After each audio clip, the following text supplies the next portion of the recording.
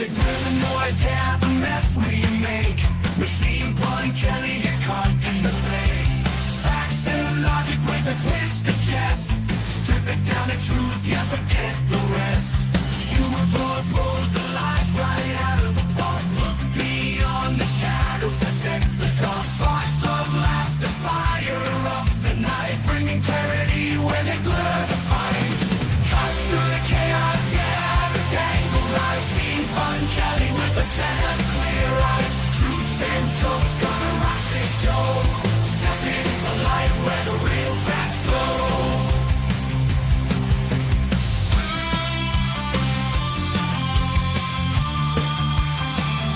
Step into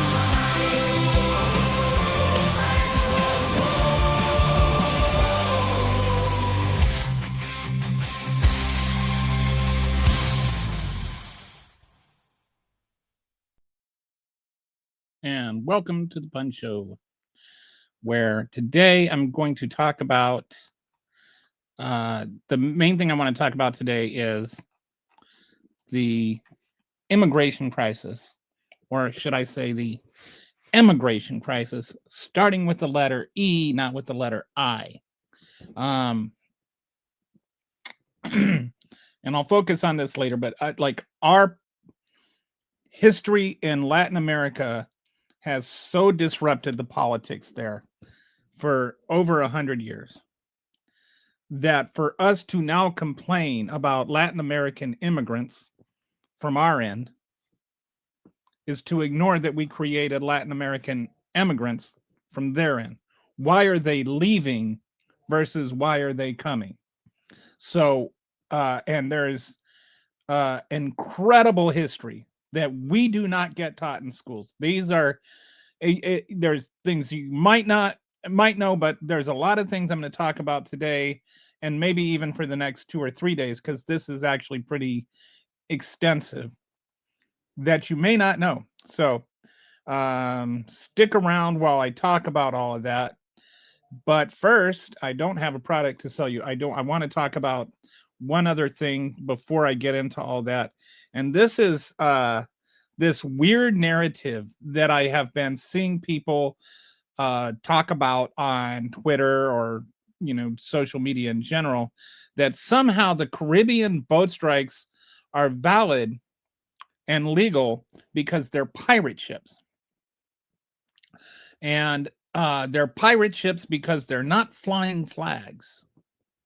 And so your argument really comes down to it's okay to murder people if they don't have a flag in their boat, which right there by itself should tell you maybe there's something wrong with that. But since not everybody is capable of that kind of cognitive depth, I'm going to go through and I'm going to look at this whole argument and point out exactly why it's flawed. So let me share with you this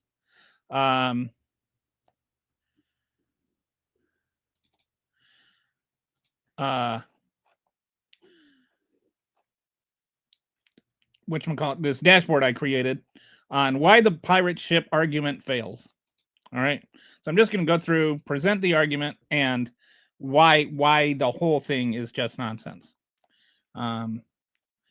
First of all, we've killed 87 people in 22 strikes. I think might be up to 23 now. The argument: some defenders claim the strikes are legal because the boats are pirate vessels operating without legitimate state registration, making them fair game under international maritime laws of anti-piracy provisions. But the bottom line is, even if the boats were unregistered, international law only permits warships to stop, visit, and search such vessels, not to destroy them with missiles and kill everybody aboard. So this is like another one of those false dichotomy things. It's not a choice between pirate ships being legal or not legal. It's what you can do legally with a pirate ship and what constitutes a pirate ship. All right.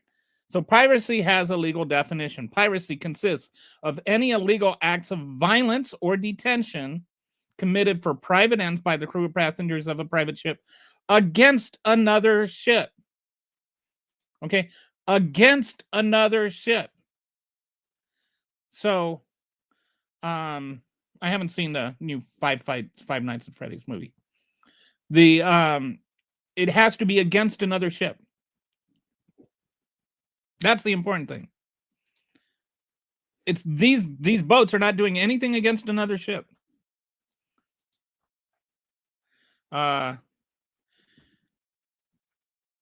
These boats weren't attacking anybody. Multiple sources report at least one boat was even turning away when struck. No piracy requires no victim ship. If there wasn't a victim ship, there was no piracy. This will be the first time in history that any nation has used lethal force against alleged pirate ships without warning, boarding, or trial. So this is not traditionally the way anybody has ever approached piracy. This is a novelty argument made by right-wing MAGA Twitter lawyers that don't know what they're talking about.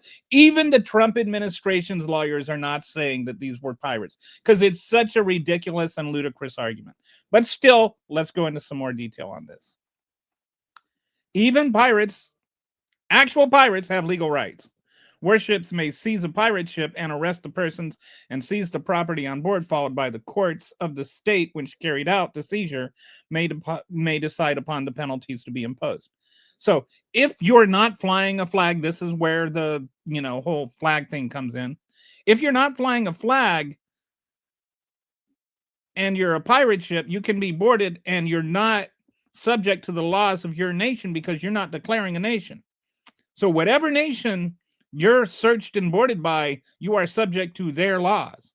So if their laws say you can get the death penalty for pirating, then you can get the death penalty for pirating, but you still have the right to a trial. You still have due process. And it's like due process as a term, due process that comes from the Constitution only applies to the Constitution, but as a concept, as having a right to a trial is not just a domestic thing. It's like everywhere else in the world has a right to a trial. It's not like we invented trials or something.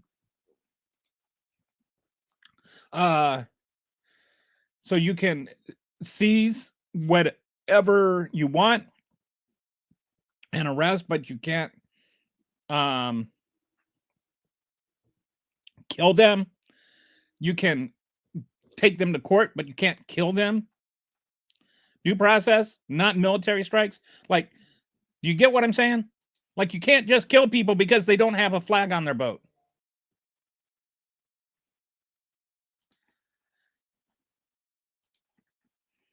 So,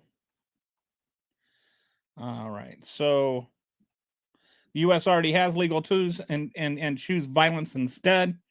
We have Coast Guard interdictions that have been working for 40 some years. We have joint task force with Caribbean nations. We have detention and prosecution of suspected traffickers. There are people that are in jail right now for drug trafficking. It is not like our only alternative is to like murder people. Like, not having a flag on your boat is not grounds to murder people.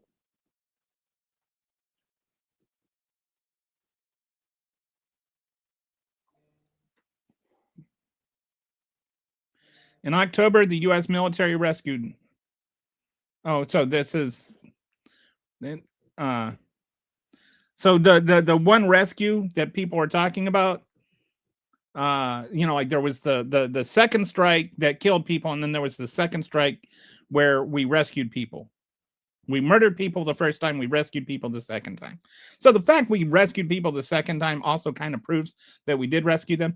And the fact that we then repatriated them to their own country not only proves that they weren't doing anything illegal because they weren't prosecuted there, they also weren't pirates. We did not take them and then prosecute them for piracy. If they were pirates, why didn't we prosecute them as pirates?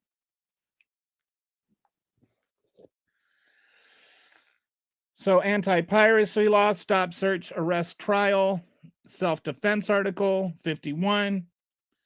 This is, just reviewing what the actual rights are. Imminent and armed attack, necessity, proportionality. They weren't attacking us. Anyway, I don't think I'll have to go through all this thing. I've got some comments here that I'll look at, but they weren't pirates. That's when you say they weren't flying flags and that justifies killing them. It doesn't. They weren't pirates. Okay, so now let's go through. We got the MAGA tweets here. Just remember, buddy, Trump is your president, so quit whining and bitching. Okay. I always love these comments because it's like these are the same people that sat there and screamed, "Let's go, Brandon," for like the last 4 years. If you didn't say "Let's go, Brandon" and didn't complain about Biden for 4 years, then fine. Otherwise, just shut up. They'll think again before sending other boats. No, they won't think again because they're dead, and they're dead because they were murdered. So, like, like this kind of grandstanding to justify murder is just kind of like really, what's the word I'm looking for? Sociopathic. I can't believe people saying these are fishing boats. I don't care if they were fishing boats or drug boats. I didn't say they were fishing boats. Whether they're fishing boats or drug boats, you can't murder people. Murder is illegal. Like, and if you're really concerned about drugs, then bombing the fishing boat or bombing these boats is actually counterproductive. It hurts. It hurts the war on drugs to bomb these boats because otherwise you could flip these people. Where do you think our intelligence comes from, Rick? And they're not drug boats. They may be I think probably some of them are drug boats, and I think some of them probably are not drug boats. But I think whether they are drug boats or not is irrelevant because you can't murder people because they're trafficking drugs. And you can't murder people because they're not flying a flag.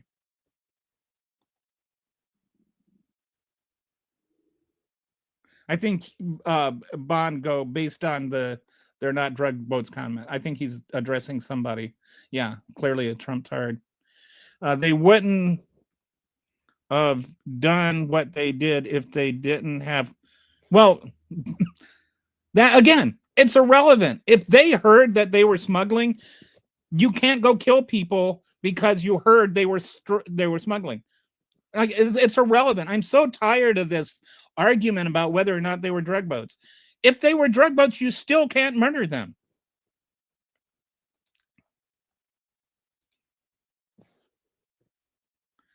They aren't killing people. If they are killing people and there's like an actual self-defense thing, then yes, you can kill them. But they weren't killing anybody. They were on a boat going away from America. So no, you can't kill people just because they're on a boat that has drugs. They're not killing people. Yes, you can. No, you can't. That's a great argument, well articulated. You very specifically made your point, but you have no substance. You cannot murder people because they're on drug boats. If somebody is in a van that you think is carrying drugs driving down the internet, can a cop just pull out a rocket launcher and blow the van up? Because that's what you're arguing, is that just the suspicion of drug smuggling is enough to murder people. Like, think, Matt, think. Double tap for the win. Another sociopath. Trump raped children. I mean, yeah, but it's not really relevant here. So it's okay for drug traffickers. No, it's not. It's not a choice between the two, Robert. It's not a choice between the two. If you arrested those people and confiscated their drugs and prosecuted them for their crimes, they would not be killing, the drugs would not be killing anyone. And there's, like no evidence that the drugs that they were carrying would have killed anybody. This isn't some, science fiction movie. You would have just confiscated the drugs, which would not have ever been taken by anybody, and you would have prosecuted people, and you would have flipped them, and you would have gotten their intelligence on their, leaders. And you would also know, by the way, if they were really carrying drugs.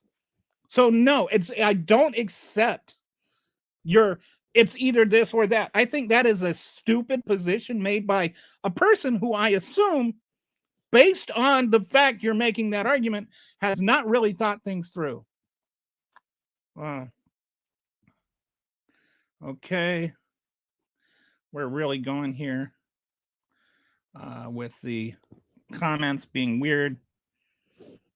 Okay, terrorists. I don't know what that even means. They're not terrorists. Hi, Kitty. All right, so that's all I want. I don't want to get derailed on today's topic. I just wanted to mention that I didn't want to. There's a whole Substack that I wrote just about this topic, just for people like you guys that are making these silly little arguments. And I'm going to post that link here so that you can read it and maybe possibly learn something. Because I always get told, oh, well, prove it. All right, so I proved it. This link right here that will go to the YouTube link, and I don't know, it might go to the Substack link. Anyway, just to the YouTube. So go to the YouTube channel and you'll find this link to a Substack that goes through in detail every one of the dumb MAGA talking points about this, except for the pirate one, which is why I wanted to cover the pirate one today, which, you know, is why I'm talking about that now. So anyway, I don't want to rehash all that. So James says, really enjoy your live. Thank you, James. Appreciate you for watching. The Onion. Yeah, the lie onion. That's what it is.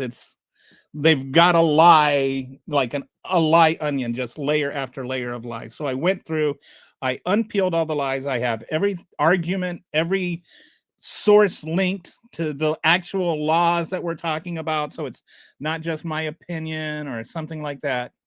It's the actual laws, it's actual relevant laws. So you can go and read the law yourself. No, Marco Rubio can't just declare we're a terrorist organization and we're not in an armed conflict and all of that stuff, all of the nonsense. No, the president of the United States can't declare war unilaterally. All their talking points are just one lie built on another lie. So I go through, I unpeel the whole onion of lies. And you can go and you can read that. And, you know, so we get, you know, ha, ha, ha, oh, more. So, you know, like this is what you end up with for rebuttals. Just obnoxious yelling, substituting as conversation. They're no longer a treat. I don't even know. Did you mean to say they were no longer a threat? Or did you mean maybe, you know, like you're friends with Donald Trump Jr. and you thought they were carrying treats, right?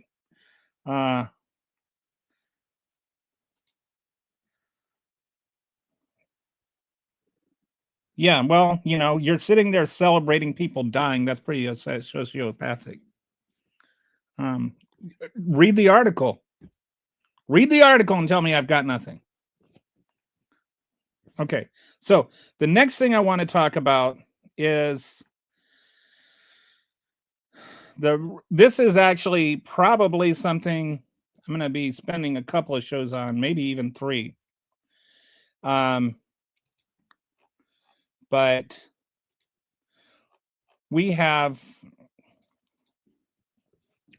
what the right wants to call an immigration crisis, immigration with an I and not emigration with an E. And I'm specifying what that means because I think maybe MAGAs don't know what the difference is. Emigration is where you leave from. Immigration is where you go to. So from our end, it's an immigration crisis. From like Guatemala, the people that are leaving, they're emigrating from Guatemala, immigrating to here. All right. So when you're talking about the whole immigration thing and the whole migration thing, there's 2 factors. There's push and there's pull. There's why do they want to come here and why do they want to leave there? What is pushing them out and what is drawing them here?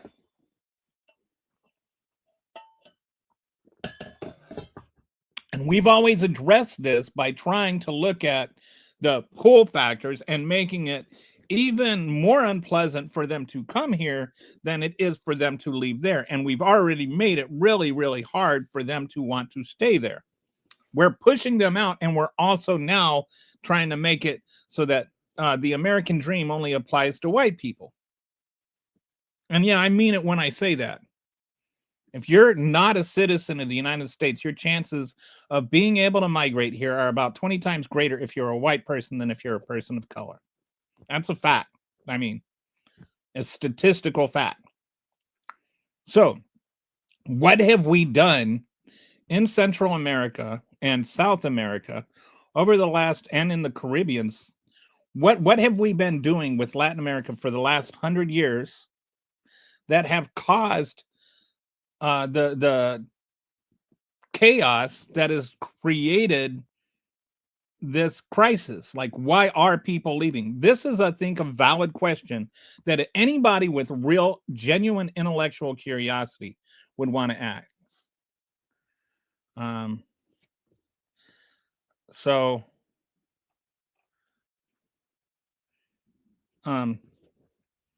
anyway, I'm not answering your question, haha, because you're not in control of the podcast and actually trying to address a different topic right now. Thank you. So I want to go through and address how our history in South America and how our history in meddling in their politics has caused the controversy we have. And I'm saying a good metaphor for it is like, we all love Star Wars, right? But we always see Luke Skywalker as us. But if you look at what we've been doing there, we're Palpatine. We're the evil emperor. We are the evil empire. And we're the ones that are causing the problems there that make them want to leave. And that goes back over 100 years.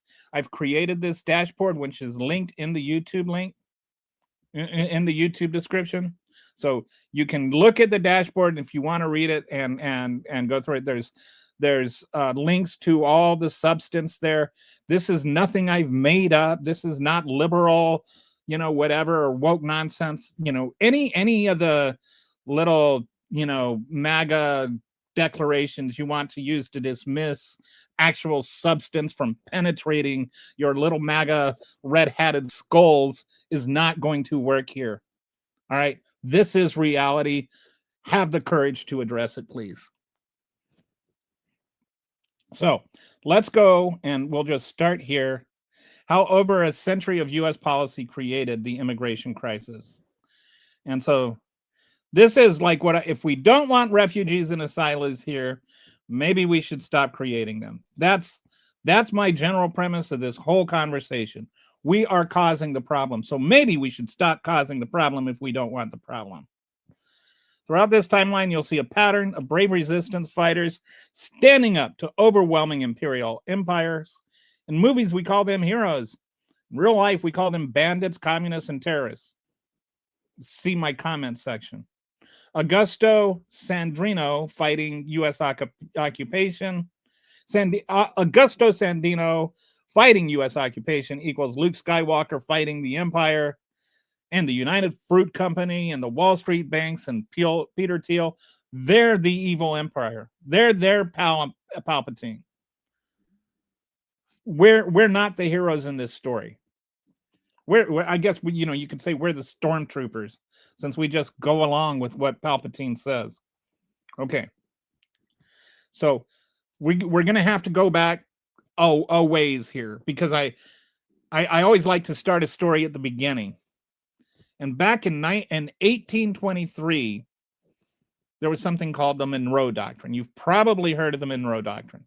What happened is European countries were still trying to mess around in Latin America. There was still some conflicts going on. There was still some disruption in terms of colonization. Some countries were starting to declare liberation from their colonizers. And then also on the West Coast, Russia was coming in and trying to make claims to Oregon. And so we said, everybody stay out of here. You know, we told any future colonization efforts or our offhand, this is our hemisphere. You stay in your hemisphere, we'll stay in our hemisphere. Okay. So we basically claimed everything in our hemisphere is protected by us. Now they did, like in terms of the existing colonies, we weren't going to mess around with that, but no new colonies and no going after these colonies that had declared independence. And that happened in 1823. It's called the Monroe Doctrine. And basically it survived, even though we made the big stance against it. It kind of survived for a couple of reasons. Europe was still recovering from the Napoleonic Wars, so they didn't have a lot of might to do anything about it. Anything that they would have tried to do would have lessened against the struggle against other European countries. And plus, the Britain was with their navy was kind of like saying, if you want to get to them, you got to go through us first. So it was a combination of reasons that even though we didn't really have the military to substantiate the Monroe Doctrine, it just kind of held up. It was never seriously threatened. There was a couple of things like France tried to, assume control of Mexico a little bit during the Civil War because we were sort of distracted with civil warring. But in general, it wasn't that challenged. Okay. Then what happened is we were in the midst of so there's a lot of comments popping up here, but I'm trying to, there's just like a lot of the comments are you hate Trump stuff and whatever, but and just distraction comments. I'm trying to focus on the actual conversation I'm trying to have. So feel free to comment, but comment whatever you want. I'll just, if I see things that are relevant to this conversation, then I'm happy to discuss those.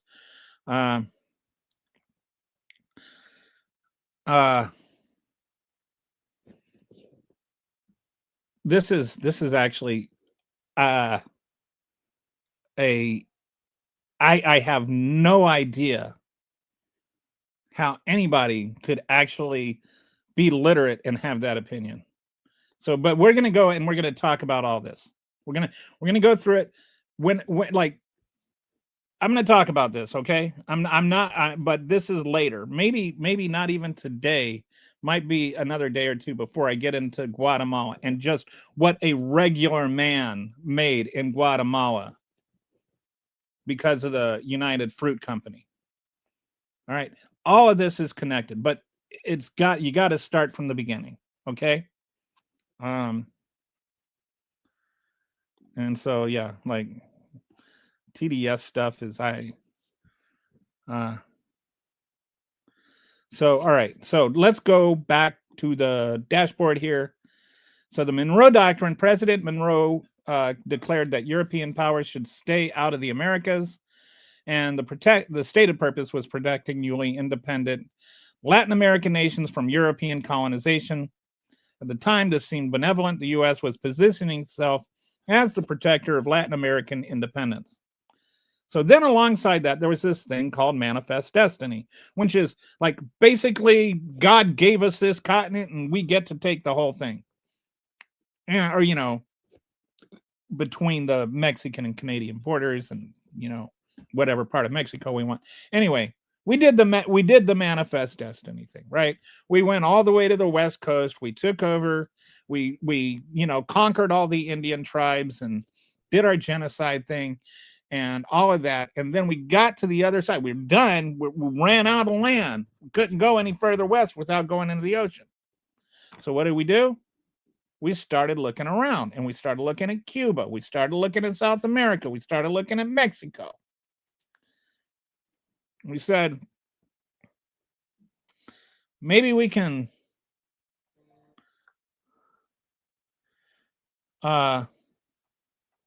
maybe we can look south. Maybe we can look overseas, right? So in 1890, the U.S. Census Bureau declares no more unsettled land, knowing that Native Americans had lived there. But in 1890, like that was kind of like the official end of Manifest Destiny, right? And so then we started looking around. 14 years later, we get the Roosevelt Corollary. Okay. And so, but between 1890 and 1904, there were some things that were going on. Like we said we were supporting the Philippines and their defense against uh the Spain, right? But we ended up just basically conquering the Philippines and making them a territory and like torturing people, killing a couple of 100,000 Filipinos. We did a thing called water torture, like I think it was water torture. I'm sorry, I don't speak even whatever language that is. So I'm sorry, I don't know what you're saying. Um, uh, so the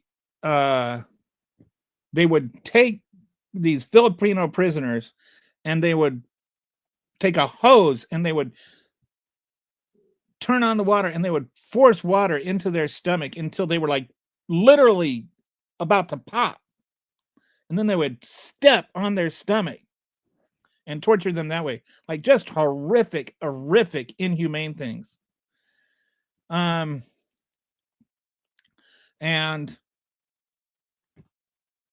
like people would either die or talk, and they would do that until you died or talked, even if you didn't have anything to say. They're just horrible things that we did to people, right?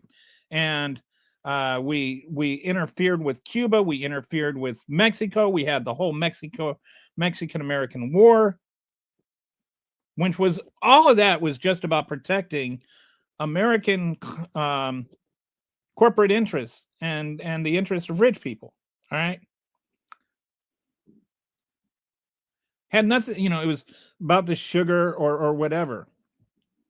So we're doing all that, and then Manifest Destiny is all done with, and then we get to what we call the Roosevelt Corollary. All right.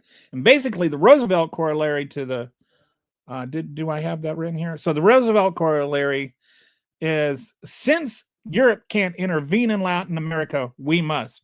We have the right to exercise, quote, international police power when Latin American nations show chronic wrongdoing. So this is the cornerstone of so much of our policy over the last 120 years in Latin America, is that we have the right to tell Latin America what to do. We have the right to impose our will on other countries, even if it's to the detriment of that other country. And it all stems back to this Roosevelt Corollary, which, by the way, Roosevelt maybe not such a great guy when you start looking into him. He was a bit of an asshole, if you want to be honest. He was the one that authorized the water tortures of Filipinos. He had war crimes going on, what would be war crimes going on in Cuba and Central America. He was like basically another racist that didn't think that murdering people that were brown was bad.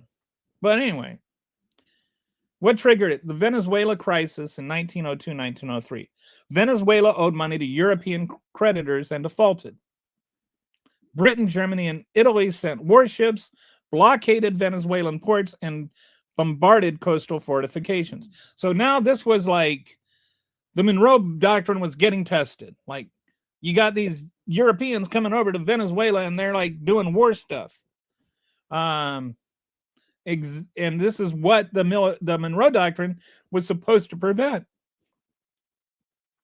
So then Roosevelt's like, fine, we'll intervene first. We'll be the international police who make sure Latin American countries behave properly, pay their debts, and protect foreign investments. That way, Europe won't have an excuse to come in.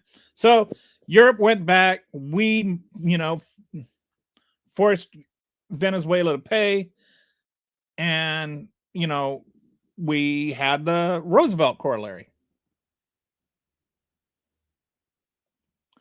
And so our on the surface, it was we're protecting Latin American sovereignty by preventing European invention. But what it actually meant in practice is the U.S. could colonize Latin America to prevent Europe from colonizing it. And that is exactly what we did. And that is what I'm going to spend at least the next 2 days, probably, possibly 3 days, going over, because this is not something I am saying lightly. I'm not being cavalier in just mentioning this. Our intervention in Latin America has been just colonial.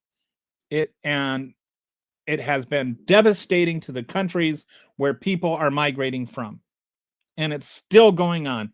And I draw a through line of how we've been using our foreign policy in Latin America to basically enforce corporate interests, corporate U.S. interests for the last 120 years. And it's still going on today, even up to and including the election in Honduras right now to protect Zeed's, Peter Thiel's little Zeed. Well, I shouldn't say little Zeed. It's going to be worth billions of dollars. And this is what Teddy Roosevelt actually said and believed. Some races were unfit for self-governance and needed civilized nations to come rule them. Anglo-Saxons had a duty to control inferior peoples. This was literally his thought. All right. So when I say Teddy Roosevelt was a racist, I am not speaking hyperbolically. You don't get much more racist than that, than saying that Anglo-Saxons are better than these people who can't even govern themselves, and that's why we have a right and a duty to govern them. That's racist. I'm sorry. You can say, well, that was 120 years ago. Well, yeah, it was, but it was still racist. It doesn't get less racist just because it was old. And so, like in Star Wars, just to draw back to that metaphor, Palpatine claimed emergency powers to protect the Republic. Remember? Roosevelt corollary did the same thing.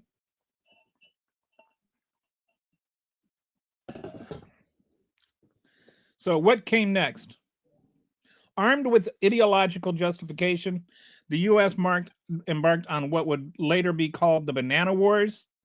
Decades of military inventions, occupations, and regime changes across Latin America and the United States.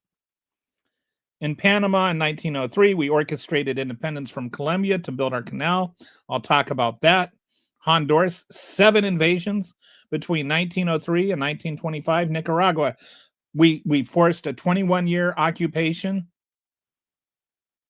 and an assassination that led all the way up to the Sandinistas and Iran Contra thing and all of that. We forced a 19-year occupation in Haiti that they never recovered from. All of these things are still rippling through those societies today. These are all things that we caused. The pattern was established, manifest destiny, should we believed in Anglo-Saxon racial superiority and to the right to conquer. The frontier closing meant that we needed new territories to expand into. The Roosevelt corollary gave us the ideological cover to colonize Latin America while claiming to protect it. Everything that follows, the occupations, the coups, the dictatorships, the current immigration crisis, flows from this moment when we decided that Latin America existed to serve American interests. So that's the first tab. I'm going to go through and look at the comments and see if there's anything that is worth reading. So we got this haha bish whatever person who like is furiously typing a whole lot of nothing. Okay. Kitty says I am literally LMAO. Yeah, I guess maybe it's a it's a good snark day. Bish served as Barack's bunny. I don't even know what that means. Jesus, dude, you're losing. Okay, that's just such a weird thing. No, we didn't. We forced hoses down their throats and water into their stomachs until they were almost ready to explode. Okay, I read a interesting. I'll have to look that up. He read a book once about that called the Imperial Cruise. Um, so racist policy. Uh, they got it. Real human for a candidate instead of an old senile dementia clown.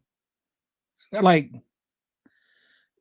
you're defending Donald Trump, who is a literal old senile dementia clown, and a Pete Hegseth, who is a drunk.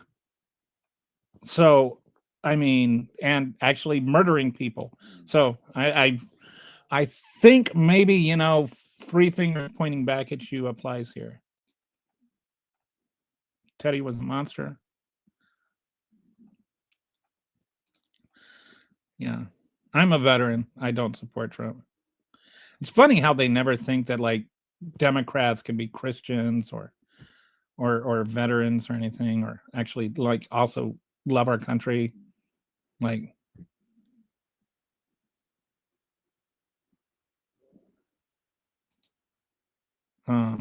well, yes, every immigration, like when people come over here, it's on our soil. Yes, that's why we call it immigration. I'm glad you understand how words work. But what caused the crisis? Why are they coming here? Like, instead of just yelling things, please think. I mean, it's really like, honestly, why I could never understand why MAGAs can never, like, actually, I mean, I'm not saying this to be mean. I really wonder, like, are you capable of taking information that you didn't know and assimilating that into your worldview? Or is it just like everything has to be this spastic knee jerk uh reflex to reject anything that might actually cause you to learn something? Like, can you like really take a moment to understand why people are trying to walk across half a continent to get out of the situation they're in?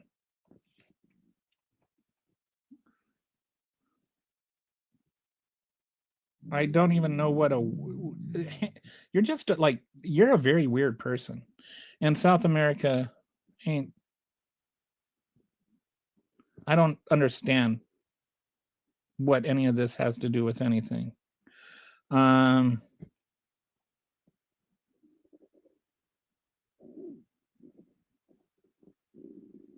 yeah, I'm going to get into that.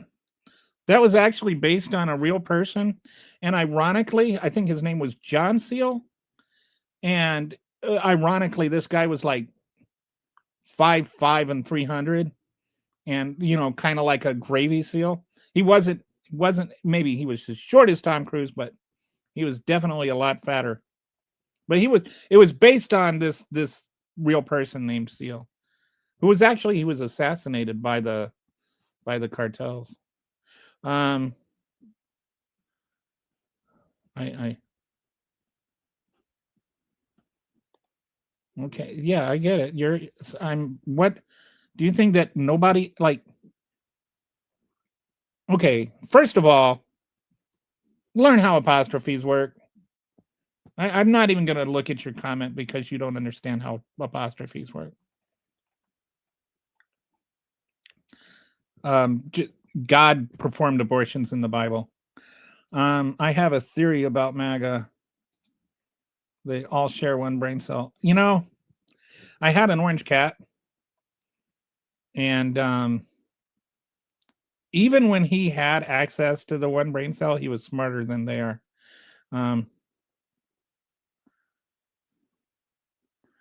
So blah blah blah blah blah blah. I voted for the guy that doesn't open borders for thugs. Okay. I see you don't really read. But are you able to? Are you able to just like stop saying stupid things and actually have an intelligent conversation? Or and why do you feel the need to comment incessantly on things that have nothing to do with what we're talking about? Is it just that you're afraid not only that you might learn something, but that other people might learn something? Why does actual knowledge terrify you so much? Do you think if you went to a library you would like die? Uh so anyway. So all right. Now let's go on to the next thing. Wait, let's get rid of this weird comment. All right. Um so we're going to go on to the next tab here, which I think this tab will I'm going to first go into the what I'm calling the imperialism stage, the economic imperialism stage. And then I'm going to go into one specific aspect of this. First, I'm going to just review like the overall thing, and then I'm going to focus in and zero in on one aspect of the history. And I want you to know, like all of these things, you could go into like a lot more detail, but it would just end up taking like 50 shows to go in through everything. So I'm going to just cover from the basically the Roosevelt corollary up to the beginning of the Cold War in this next topic. And then I'm going to focus in on that A Tale of Two Canals, the Panama Canal and how we got the Panama Canal and the Nicaragua Canal and how we didn't get the Nicaragua Canal, and explain how all of that ties into what's happening today. So first, the Banana Republics era. You know the expression Banana Republic? That comes from this era, and specifically the United Fruit Company, which dominated Central American economies with full military backing. The term Banana Republic literally describes countries whose governments existed to serve American corporate interests. The Banana Republic, the banana part, UFC, the United Fruit Company, is the main company that was imposing its will there, and they are not called the the United Fruit Company anymore. But if you ever look at most of the bananas you can buy at the supermarket today, and you see that little Chiquita sticker on it, that's who the United Fruit Company is today. Fruit Company is today. Chiquita bananas, believe it or not, once ruled almost all of Central America. And I don't mean that hyperbolically. They literally ruled those countries. They had more control in those countries than the actual governments did. And we're going to go into all of that in the next chapter. But first, we're going to talk about what happened after the after the Roosevelt corollary. So in Honduras, the original Banana Republic, the United Fruit Company, owned 75% of arable land, meaning like farmable. The government literally couldn't pass laws without the UFC approval. When governments tried to organize in 1954, the U.S. helped crush strikes. UFC owned the railroads, ports, and controlled the entire economy. Honduras remains one of the poorest countries in the hemisphere with high violence rates, major source of asylum seekers fleeing gang violence and poverty rooted in this century of exploitation. This is also the country that Juan Orlando Hernandez got pardoned by Donald Trump fame, who also is trafficked drugs for the Sinaloa cartel fame. This country right here is the original Banana Republic. And the banana in the Banana Republic is the Chiquita banana. Guatemala, there, the UFC owned the railroads, the port, the telephone company, and massive amounts of land. Much of it they weren't even using. USC controlled more of Guatemala's infrastructure than Guatemala's government did. The Dulles brothers both had financial ties to UFC. If you don't know who the Dulles brothers are, Dulles International Airport is named after one of them. And if you've ever heard of the domino theory, which basically was our foreign policy that established the entire Cold War, was because of them. And we're going to get into that. Nicaragua. U.S. Marines occupied Nicaragua for 20. This is all before 1950. U.S. Marines occupied Nicaragua for 21 years to protect American business interests. When Augusto Cesar Cedeno led resistance against the occupation, we hunted him with planes and troops. When we finally left in 1933, we installed the Somoza family dictatorship that would last 43 years.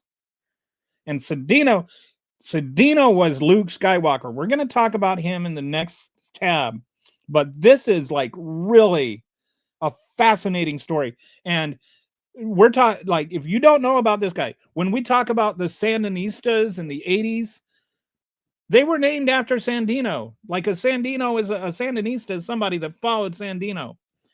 The person they were rebelling against in the 80s was this Somoza guy, who's the one who killed him. And the way he killed him was like a literal red wedding type story. So we're going to get into all that. Hang around and listen to that. It's actually really like incredibly disturbing what we did with Nicaragua, Panama, and Honduras, or in Venezuela, I think. So then Haiti, we refused to let U.S. banks take over their national bank and refused to dissolve their military.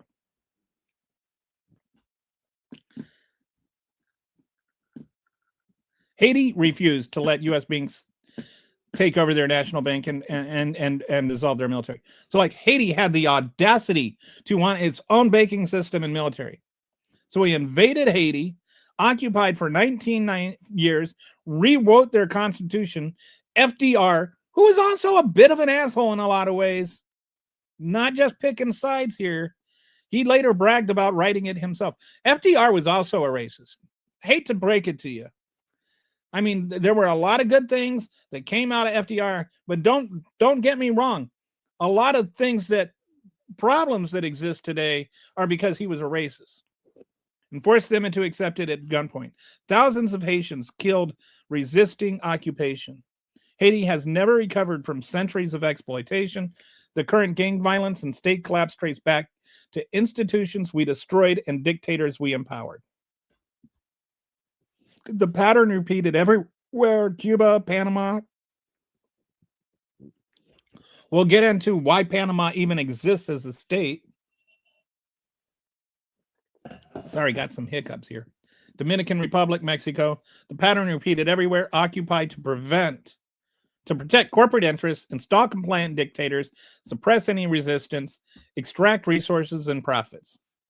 So for a century, we have been doing this, and we can't just ignore that and say, well, if you work hard, you can get ahead. All right.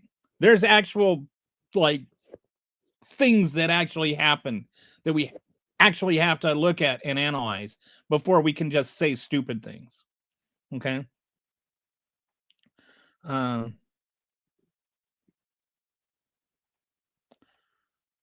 Okay, I think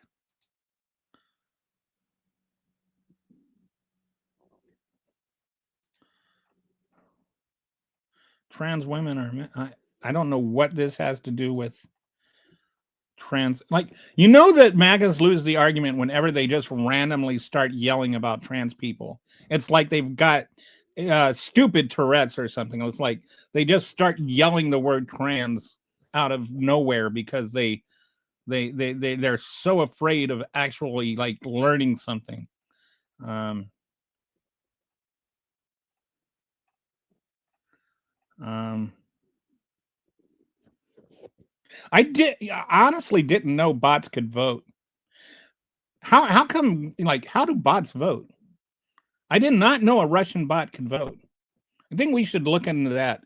If we're going to be looking into, like dead people voting and illegal immigrants voting, which neither of those happen, why aren't we looking into, like Russian bots voting?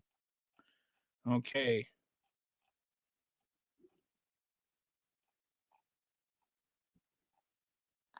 Gotta have, I don't know what sources you're asking for. As I've said, if you're talking to me and not to somebody else, I have sources that are in the dashboard that I created and shared. Um, so, all right. That said, okay, train for everyone. Illegals are taking your jobs. Illegals are still.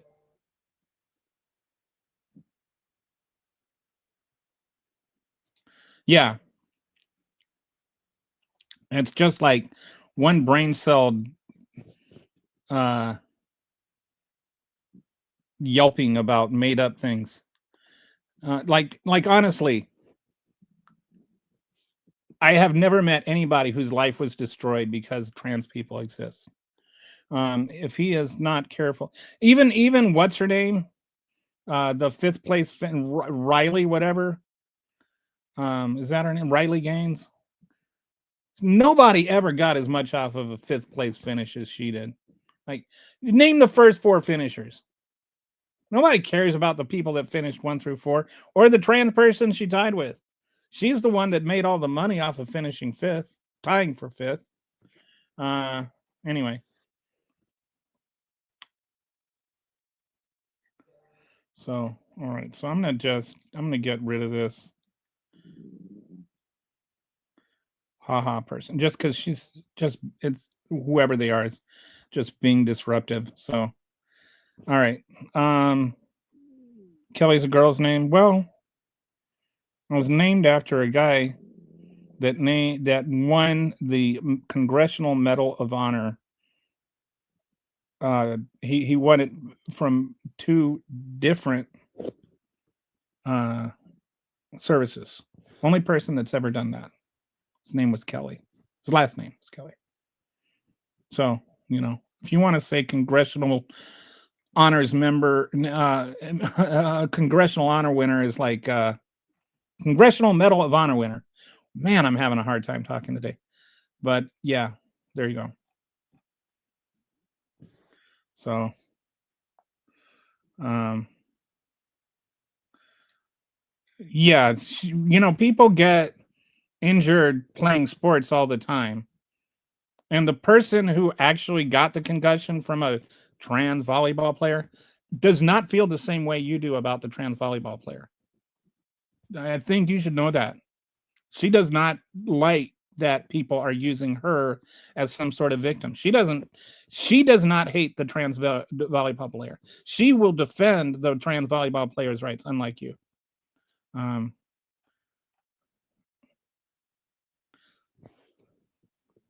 well, it's like trans people live in so many people's heads. They do because they need a scapegoat. They need something to deflect from any actual conversation. Like somehow trans people existing means it's okay that America has over a century of colonializing South America, creating chaos down there, and and creating this new immigration crisis that we call it. It's like they're so weird. They are not capable of actually focusing on an actual problem and looking at it and thinking about it without just yelling stupid things. Uh,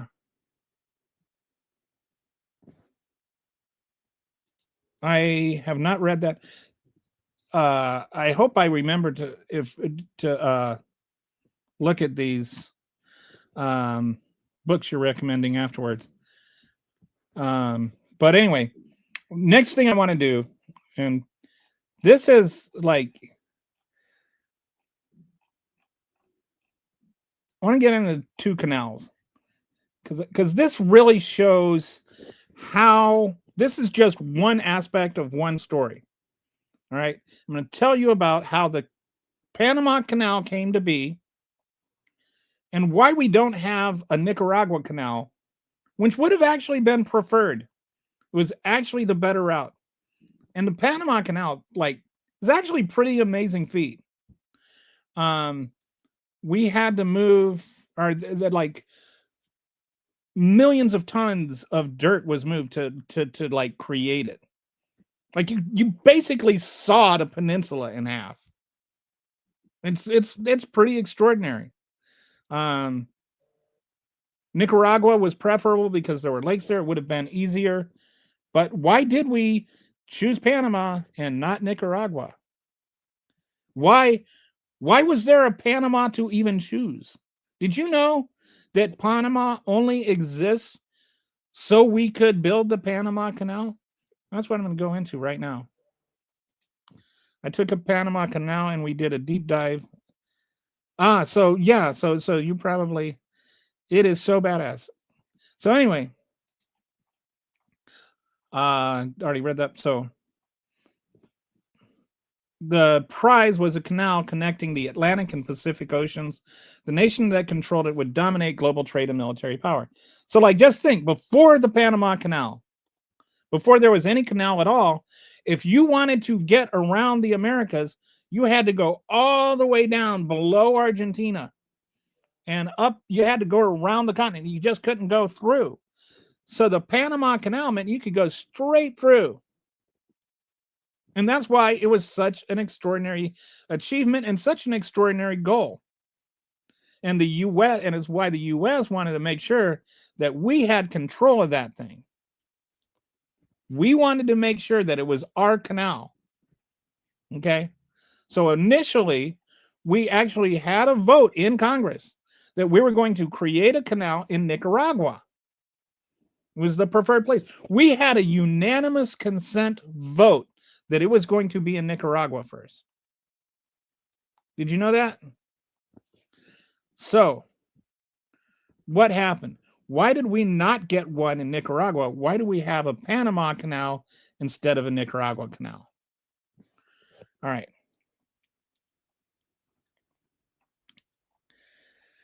There was a guy, you may have heard of him, and his name was J.P. Morgan.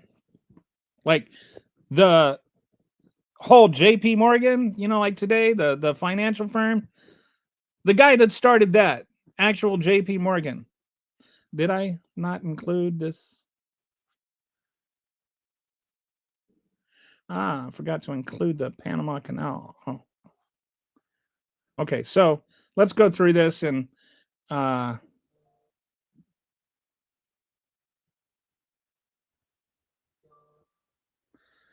so what happened is before this started, I didn't update my timeline. So this JP Morgan guy, there was a French company that started a company that was trying to build a Panama Canal. And they got halfway through it and they spent like $150 million and they ran out of money. So then JP Morgan went and he bought this for pennies on the dollar. He bought this now defunct company and what they had done so far, they had gotten nearly halfway through the Panama Canal when they went belly up. And he bought that for pennies on the dollar. And then he went and he sold that stock to certain investors here in the United States, along with this other guy named Cromwell. And so those two had all this money invested in this Panama Canal. Then, after the United States had already said, we want to build a canal in Nicaragua, guess what happened? He paid a senator to flip his vote and ended up changing the entire vote.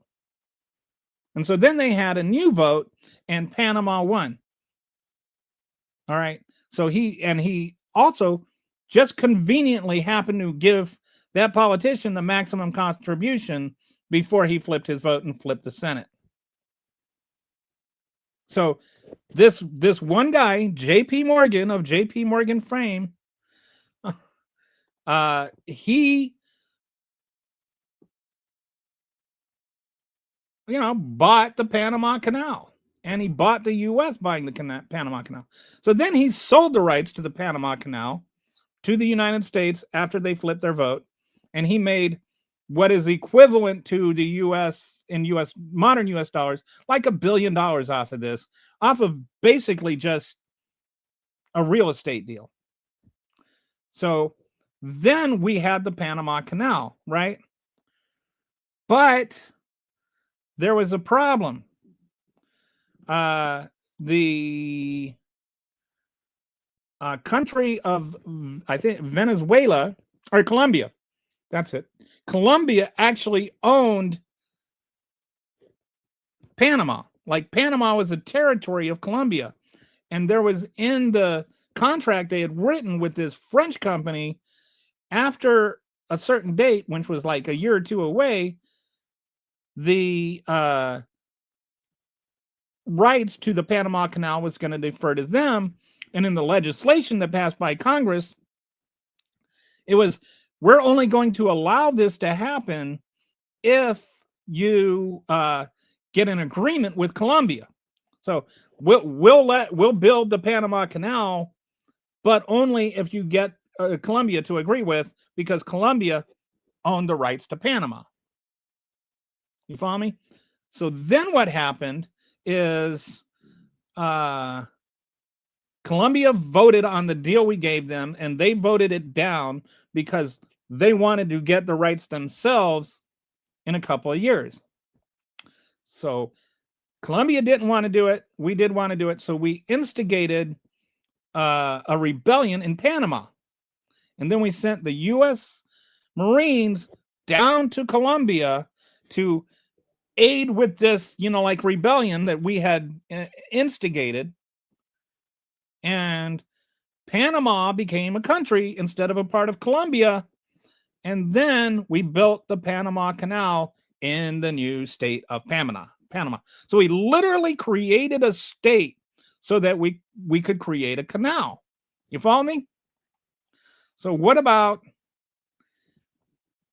the Nicaragua Canal? So this is, while we're still building this, and we're like, it's amazing feat of work, right? But of course, the work is all being done by, like,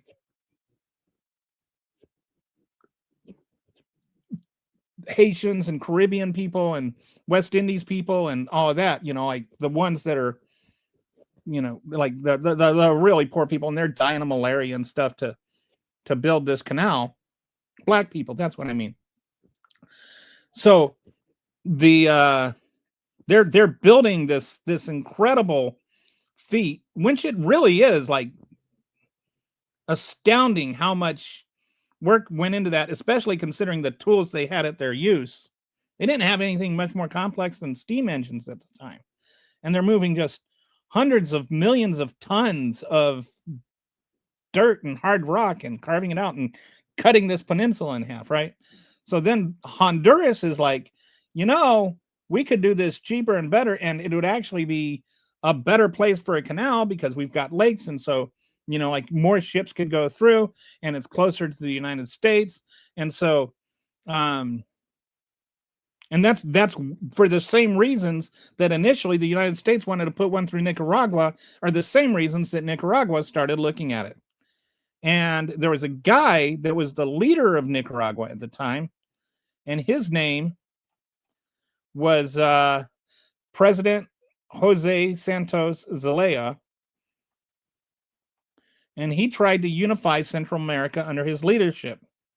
He was trying to, like, get all of like the United States of Central America or something, Honduras, and he wanted to unite all of those countries, and he wanted to dig a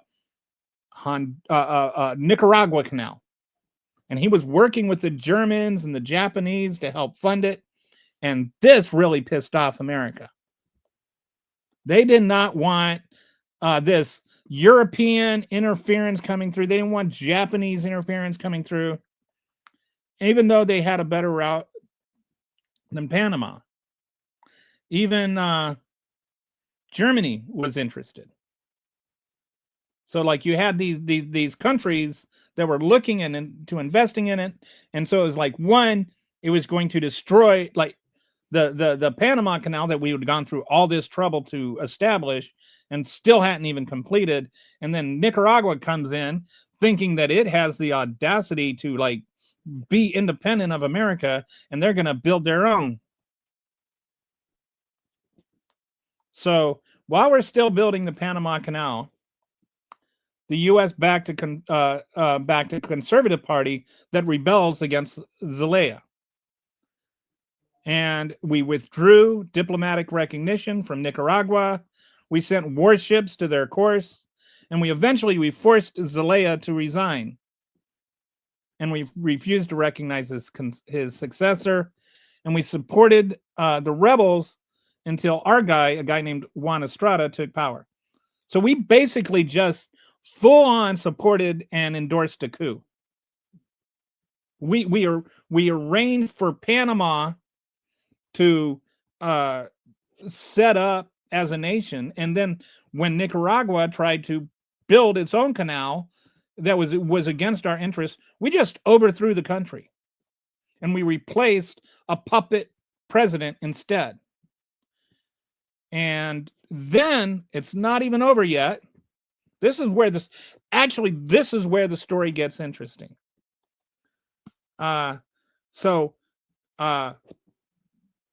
Because we had put Nicaragua through all of this, they were in a lot of debt, and they couldn't afford to pay off this debt. And there's this guy named Knox, who was the secretary of something or other. I think he was secretary of Treasury or something. But we gave them a loan so that they could pay off their debts to Europe. And this loan basically gave us control over the entire country. It gave us control over their banking system and everything. I compare it to like a payday loan for countries. It was this really, really horrible loan. And it lasted for a long time. The bankers that made the loan got first crack at whatever money Nicaragua raised. So like they got their money before roads were built, before anything that they needed to do as a nation happened. So of course that has a detrimental effect on the Nicaraguan economy, right? Like we destroyed their economy by throwing a coup and then giving them a loan that they had to accept. They didn't really have a choice. And we forced this loan on them that imposed our own will, and American private citizens were making decisions about how the Nicaraguan government was run. So then what happened in 1912, Nicaragua didn't like it. And they rebelled. Luis Mena, Nicaragua's Secretary of War, gained support by accusing President Diaz, the puppet president installed by the United States, of selling out the nation to New York bankers, which he actually did. If you're being fair, he was right. So then Mena's opposition turned into rebellion.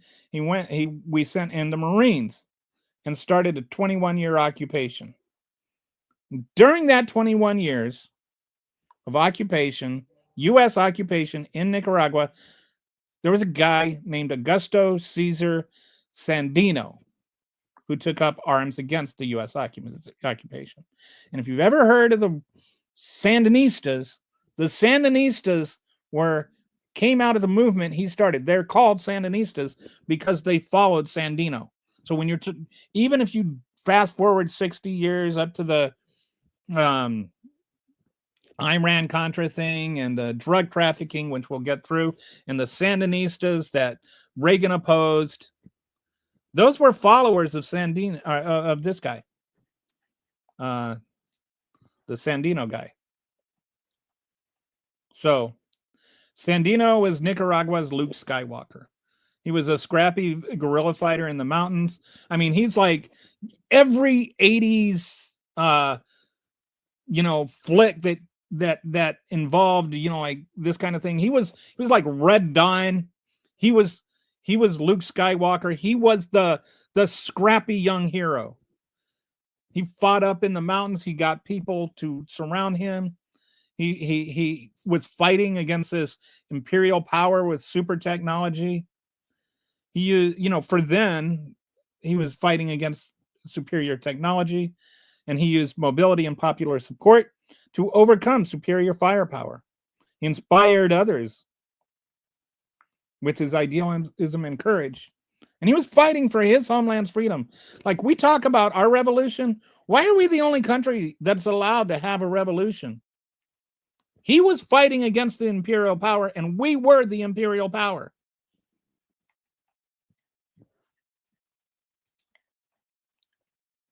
The U.S. was the empire, overwhelming military force, occupying foreign territory. We claimed to bring civilization and order, which we weren't. We were just keeping them from building their own canal and having self-determination and being able to decide their own futures. We used aerial bombings against guerrillas. We called resistance leader a bandit, which actually, at the time was pretty tame language, if we're being honest. Like we had called him we called them worse things later. But he wasn't. He was just a guy that wanted independence for his own country, just like George Washington.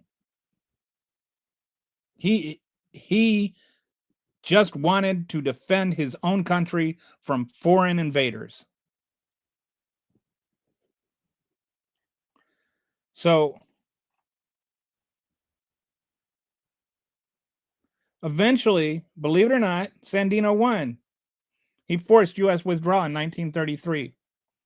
Then we had him assassinated at a peace dinner in 1934 and installed a 43-year dictatorship. So what happened is this other guy that I talked about earlier, Serrato, he negotiated peace. Sandino negotiated peace. The U.S. withdrew. And then this other guy that was like the Secretary of Defense, I think, at the time, they had a peace dinner and promised the safety for the people that came, right? And so Sandino came to this dinner, ate the dinner along with his other leaders, and they had a nice little feast and everything. And then after it was over, he had his troops, U.S. trained National Guard, take out Sandino and his leaders and shoot them. This is like a literal red wedding in real life. He murdered the guy after he won, after there was peace, after he was promised safety. He just murdered Sandino. And then this guy became the new president of Nicaragua, where he was there for like 34 years or 43 years. He was the dictator. Just an evil dude. And this is the dude that Ronald Reagan took his side over the Sandinistas, who weren't communist in spite of what you've heard. We'll go into that later. But the Sandinistas weren't communists. They weren't Marxists. Some of them quoted Marx, but they weren't really Marxists. They didn't argue for seizing private property or anything like that. It was It was just like today, where people just shout communism to justify evil. And the end result of this was 43 years of this one dictator that was okay, even though he was evil and did terrible, terrible things and made Nicaragua unlivable for everybody that was there for 43 years. It was okay because he was rubber stamped by the United States, and he wasn't making problems for corporate America. So 115 years later, this is after all of this stuff with Panama and Nicaragua. The Panama Canal, by the way, once we finished it, it was actually pretty amazing. Did you know that from like the completion of the Panama Canal to World War II, it accounted for about 4% of our gross domestic product? Like the revenue created from the Panama Canal every year was like 100 times what we paid for it. It was actually really, really something. And so hang on, somebody says, what's going on here?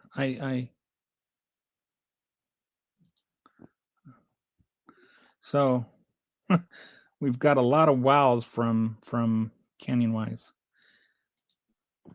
It's really a crazy story, isn't it, Canyon?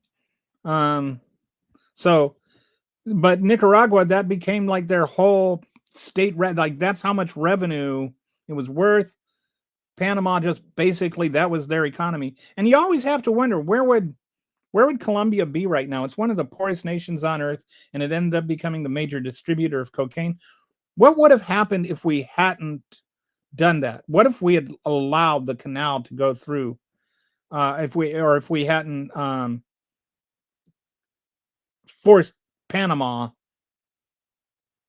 into existence? Like, what if we had just let Colombia keep Panama?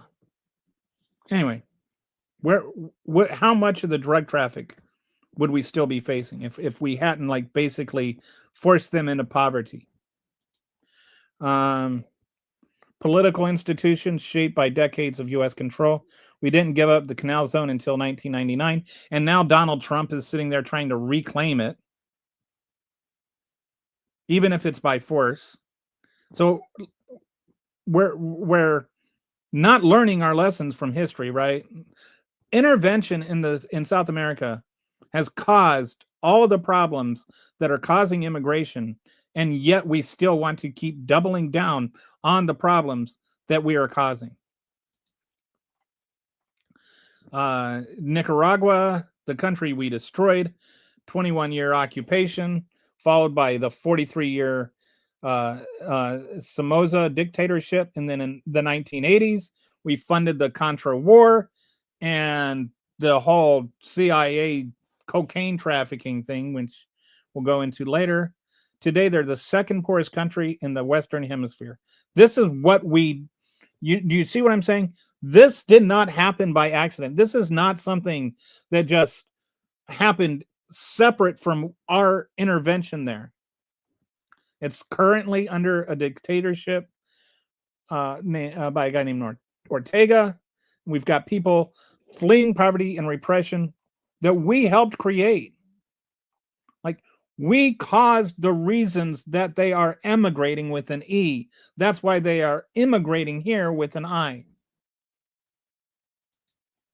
We overthrew Nicaragua in 1909 because their president tried to let Germany build a competing canal. That's it.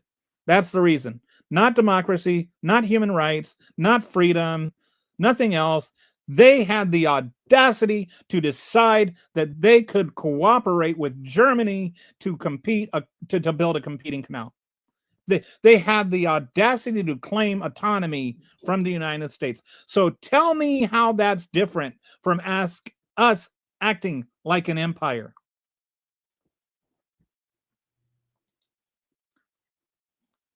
Then we gave Nicaragua a predatory loan that put Wall Street in control of their finances. When they resisted, we occupied for 21 years. When a hero forced us out, we had him killed and installed a dictatorship. 116 years later, Nicaraguans are arriving at our border seeking asylum. They're fleeing conditions we created. We destroyed their government because we wanted a canal monopoly, and we're still punishing them for it. And this is what I mean. The facts matter. Republicans always kick against the facts. They always want to say, no, no, no. They'll either deny the facts, or they'll protest the facts, or they'll keep saying, prove it, prove it, prove it, even after it's been proven, or they'll start yelling about trans people.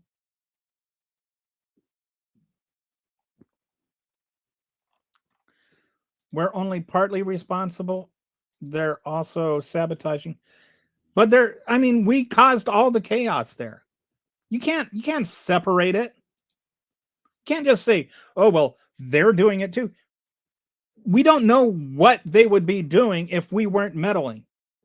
You can't cause chaos and then say, oh, well, they're acting chaotically. Of course they are. We put in dictators. We made it so that now there has to be rebellion. Like, I don't understand why that's a complex thought for you. We created the crisis. We can't complain about how they're behaving in the crisis that we created. Where we did wrong things. Why can't we just say that we did wrong things historically and then own those wrong things that we did? Why do we have to then blame the people that we did the wrong things to? This is all connected. And I'm debating whether I want to go through the next tab today or not. Well, it's going to be 2 tabs, and then it gets complicated.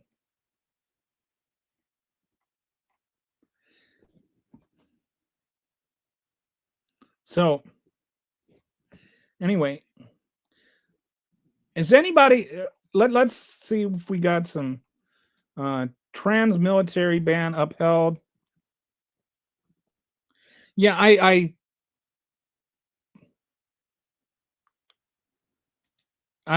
like this word activist judges is such a weird expression. How is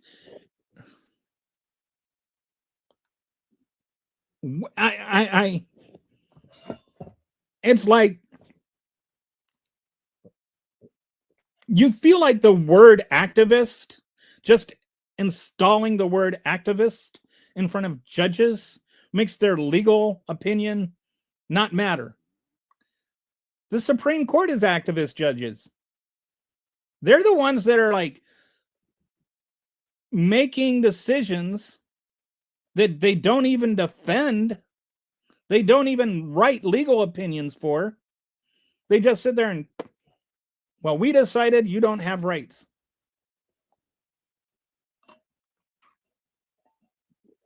I don't care what the court what was upheld. Trans people exist. They exist outside of the United States. They exist outside of our time frame. Throughout virtually every recognized civilization in the history of Earth, trans people have existed. It is trans people exist. And so what you are arguing is that some people don't have rights. And that's what the court is saying, that some people, for whatever reason, don't have rights. Why should trans people not be able to exist? Just tell me that. Why should they not be allowed in the military? I'll tell you a little story. When I was in the military in the 90s, in the early 90s, I was there from 86 to 90. So it was actually in the 80s, I guess. But it was maybe like 1990. I think it was 1990 that this happened. I was at San Vito Air Station in Italy. And there was a small group of people who were gay and whom I was also friends with. I'm not gay. I don't have any problem with being gay. I'm not saying I'm not gay as some sort of offense. I'm just, not gay. I don't care if people are gay or not. But anyway, I had friends who were gay. And this was back even before Don't Ask, Don't Tell existed. And so what happened is the OSI, the Office of Special Investigations, which is like the Air Force version, it was the AFOSI. It was like the Air Force version of NCIS. They ran a sting operation to get these gay people. All right.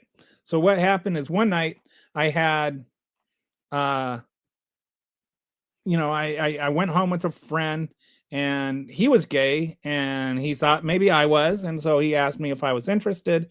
And I said, no, I'm not gay, but no offense, just not into guys. And so we were still friends after that. And then a couple of weeks later, same thing happened with another guy. I told him the same thing. I said, but you know what? I know another guy that's gay. If you're interested in him, because it's not like in the Air Force in the 90s, in the late 80s and early 90s, that there was a lot of gay people running around.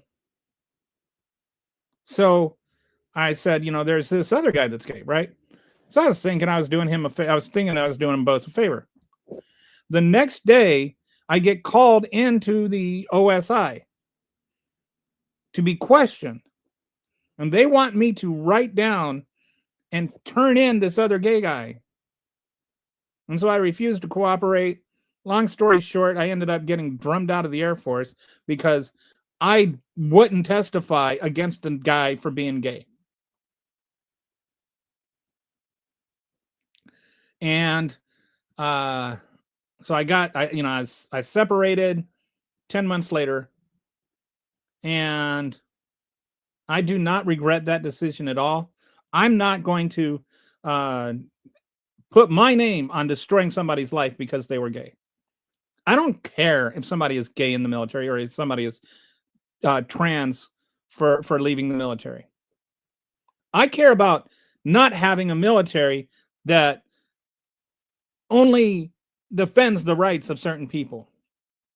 You can't sit there and talk about the military and the men and women in our military standing up for our rights and defending our rights when they are the ones literally stripping them.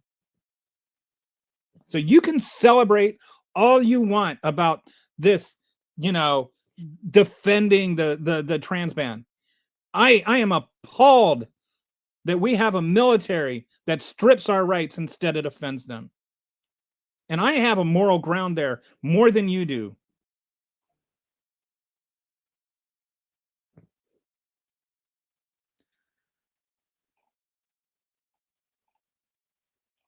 Somebody says I am ignorant on this topic. Okay, so I would just say go back, watch the whole podcast, and there's a since you're in the YouTube thing, there's a link to the dashboard, and that explains everything too, as well as the thing. Thank you for your service, Kelly. Thank me too. I'm proud of my service and I'm proud of the way I left. Good on you for living actual American. And this is, I feel like real patriotism is like, I'd say patriotism is like marriage, right? Real love is not just going along with whatever your wife says or going along with whatever your spouse says. Real love is working through conflicts together and coming out the other side. And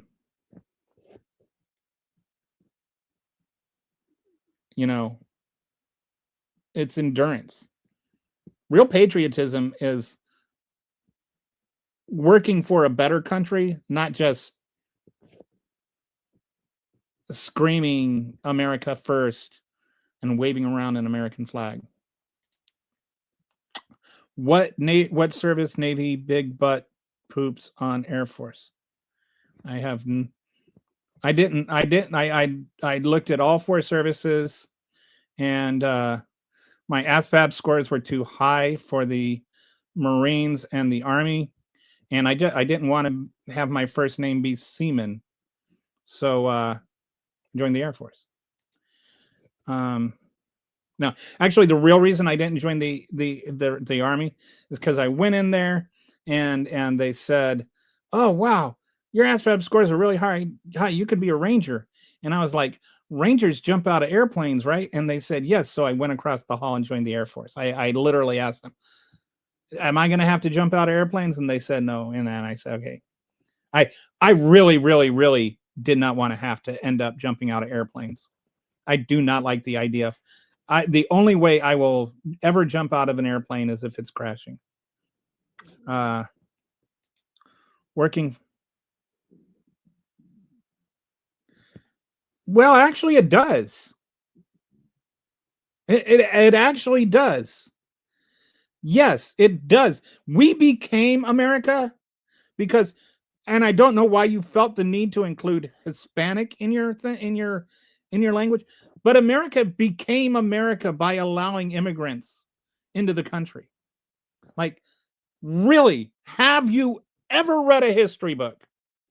The entire foundation of America is having immigrants come over.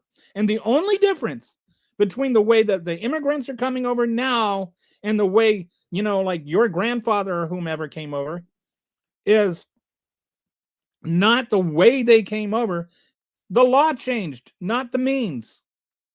People used to just come over here. They didn't have to apply for a visa.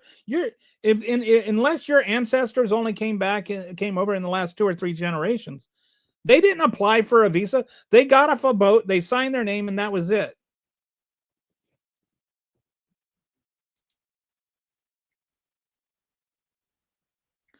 That was a joke. That was a joke. Sorry, that was a joke about the ASVAB scores being too high. Okay. Settlers. I don't know what they were settling or who they were, but they were immigrants. The settlers, the people that you're calling settlers, they immigrated. They came from another country to America. Do you think that they just like popped up here? Like, where do you not realize that we have German immigrants that were the pioneers? Do you not realize that we had Irish immigrants that were pioneers? Do you not know that we had Chinese people build our railroads, or that African people picked our cotton, not by their choice? Do you not know that Italian immigrants built the skyscrapers in New York City? Yes, the entire nation has an entire history of immigrants building it. If you don't know that, then your history teacher either shouldn't be teaching history or he's embarrassed right now, or she is. Oh, they were European immigrants. So they were immigrants. They were immigrants. Like, your racism here is evident. They were still immigrants.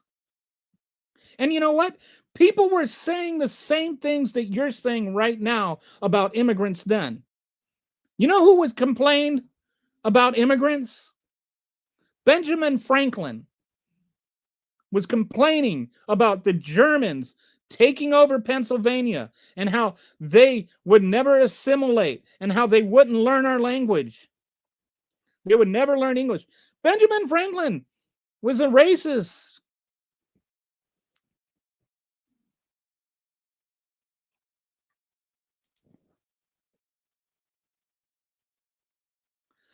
I mean, like, you're just saying, this is just not a true thing. This is just not a true thing. And so I'm just not going to engage with you. I tried to engage with you, but once you start just saying racist, dishonest crap, I'm like, no more. You're not. We're done. Okay.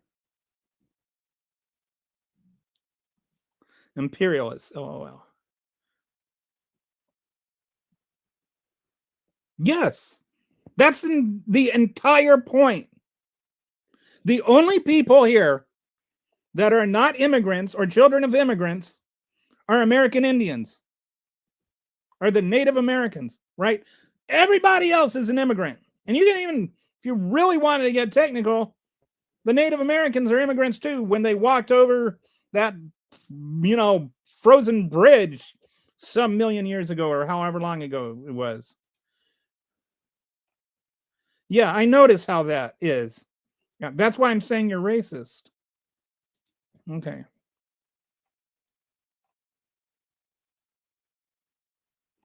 No, I don't even know what that means. All right. I'm trying to.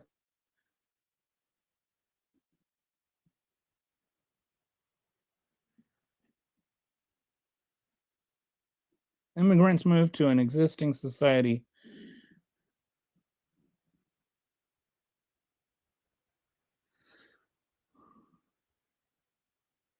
This is just nonsense. This is a made up distinction that doesn't exist.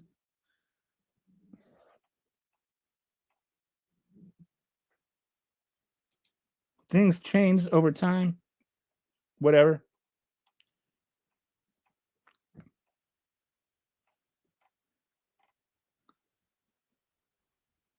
Okay.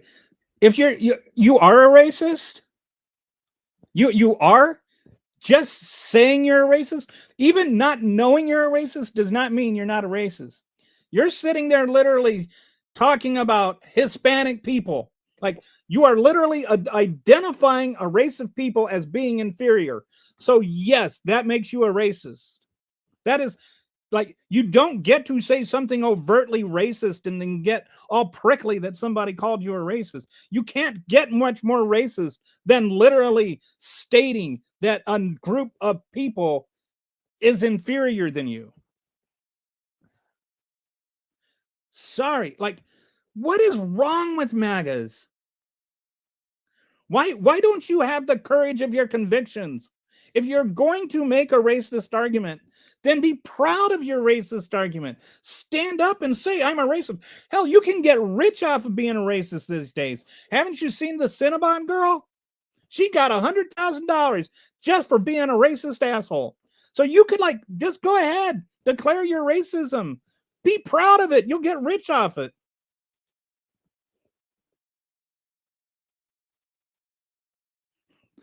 I would read this out loud, but I'm a monetized channel, but I do feel your sympathy. Or feel your, I do have empathy for what you're saying.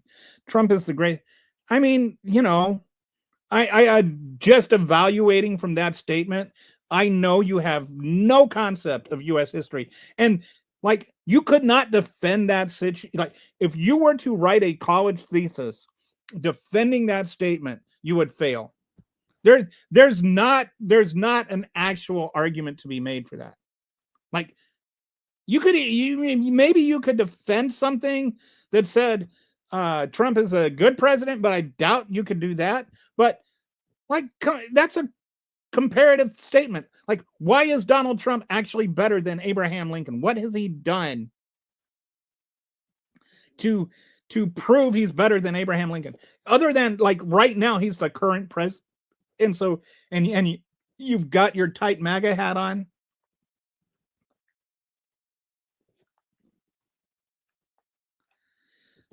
Son, Donald Trump do you want to know the real story about fake news?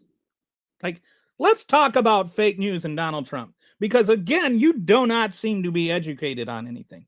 The reason that the term fake news even exists is that in the 2016 election, Russia was paying a dude that was literally, and this is not hyperbolic, this actually happened, he invented newspapers, all right? And he would make up stories about Hillary Clinton from whole cloth, not stretching things, not taking real things and skewing them, making stuff up out of full cloth. Just absolutely making them up.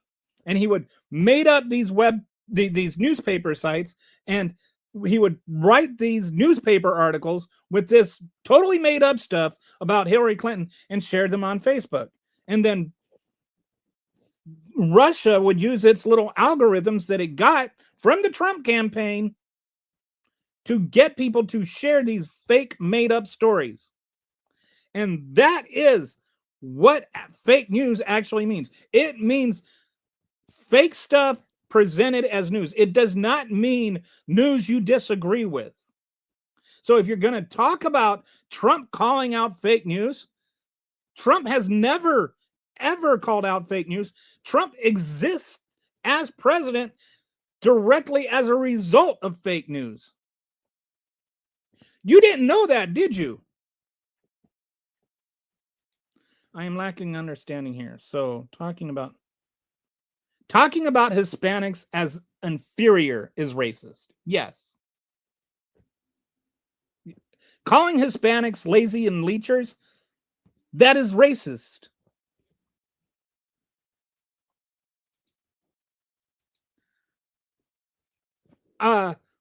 So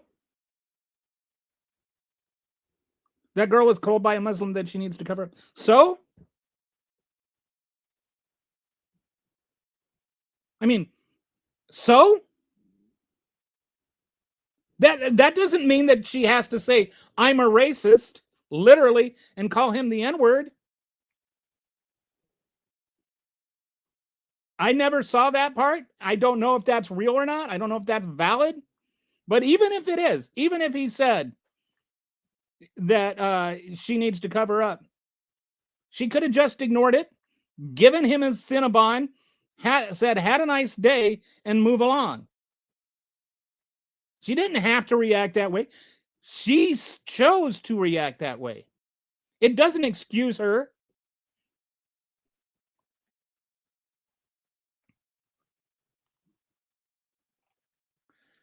Okay, rich but not laid. All right. I am lacking. Okay, so so we're back there. Good question. I don't know what the question was. All the presidents before him would let fake news. Okay, there was no fake news before him. There was no such thing as fake news before him. Fake news, again, was something that was invented to get him to be president. No. Racism is making a claim about a group of people based on their race being inferior. Popcorn is popping now. Get ready. Okay, BBC fake actual news. No, BBB is not fake actual news. How can you have fake actual news? All right, again, you seem to think that facts that you don't like to hear are fake. But no, sorry, little buddy, facts are facts, even if they hurt your little feelings. All right, take your little feeling boo-boo and run along. Liar. Okay, you said it, dude. You majored. I don't even know what that means. No, he didn't. They did not doctor his speech with. They edited out portions of his speech, which of course you're going to do. Do you think that they were going to show the entire 45-minute speech? That claim is just so dumb. Do you think that Fox News never edits anything from him? Like the idea that in a documentary, you're not going to have edited speeches is just dumb. And it's not fake. He actually said the words they showed him saying. It's not like they had some AI thing making him say things that he didn't say. He said the word peacefully one time in that speech. For those that don't know, BBC ran a documentary on the whole thing, and they edited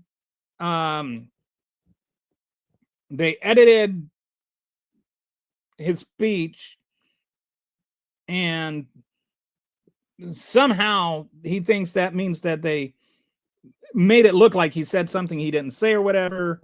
And there was this big stink about it. But they didn't actually do anything wrong. Like they didn't make it look like he was saying something he didn't say. And of course they're going to edit out portions of the speech. They think they're going to show, like, what's the point of do you think they were just going to show the entire 45-minute speech? What country are you talking? I don't know if you're talking to me or somebody else. I'm not lying, and I'm in America. Even a reporter, he will call them out as lies. Yes, he will lie about a reporter. That doesn't mean he's got courage. It means he has either. So, for instance, like he just lit into this reporter that had the audacity to ask him about whether or not he was going to release these videos, like he said, and he's accused the reporter of lying, even though he actually had said before that he was going to release the videos. So he gets angry and yells at reporters and lies to reporters who ask him honest questions. That does not make him like the champion of integrity. It makes him a liar. So what if I talk about Hispanics disappear? This is just a dumb thing. So yeah, so and then we get to TDS meds, just a bunch of stupid stuff. Okay, no fake news before him. I am questioning the difference between. You're not actually questioning the difference between propaganda and fake news. What you're doing is you're trying to make it so that everything you don't agree with is wrong. Propaganda and fake news are different things. Propaganda is sensationalized news that uses certain things that are based in facts to create an emotional response and hyperbolizes certain things, such as Fox News. Fox News does a lot of propaganda. Fake news, as I was saying, is just completely made up. Fake news was literal fake news. They were stories that were made up by a guy in his basement. They have no basis in reality. Propaganda is something like, there's this one thing and we're going to blow that out of proportion. Democrats face. Yeah. You're the guy on my website getting all angry, or on my podcast. This guy, Oh yeah. As though MAGAs are just beacons of tolerance. Like they're so patient and understanding and ready to have an honest conversation while they're doing stuff like this. Like, dude, I'm trying to have a conversation with you guys. I'm trying to have an honest conversation, but all I get is stuff like this. Like, do you have anything intelligent to say, or do you just have yells to yell? Or Bubba Stumpstein. I don't even know what that means. I don't know what Bubba Stumpstein means. Is that something to do with Jill Stein? I don't know. Jesus calls us to meet him and serve him by being servants to the poor, the sick, the disenfranchised, and the imprisoned. If you do this, you will be saved and go to heaven.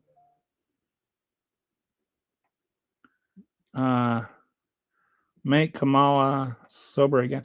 The whole thing that, like, this is just a made up thing by the right wing that she's, like, she laughs and therefore she must drink. Like, it's such a weird thing. The whole Kamala Harris has a drinking, like, nobody, like, only, like, that's, I don't, it's just weird. Won't get that.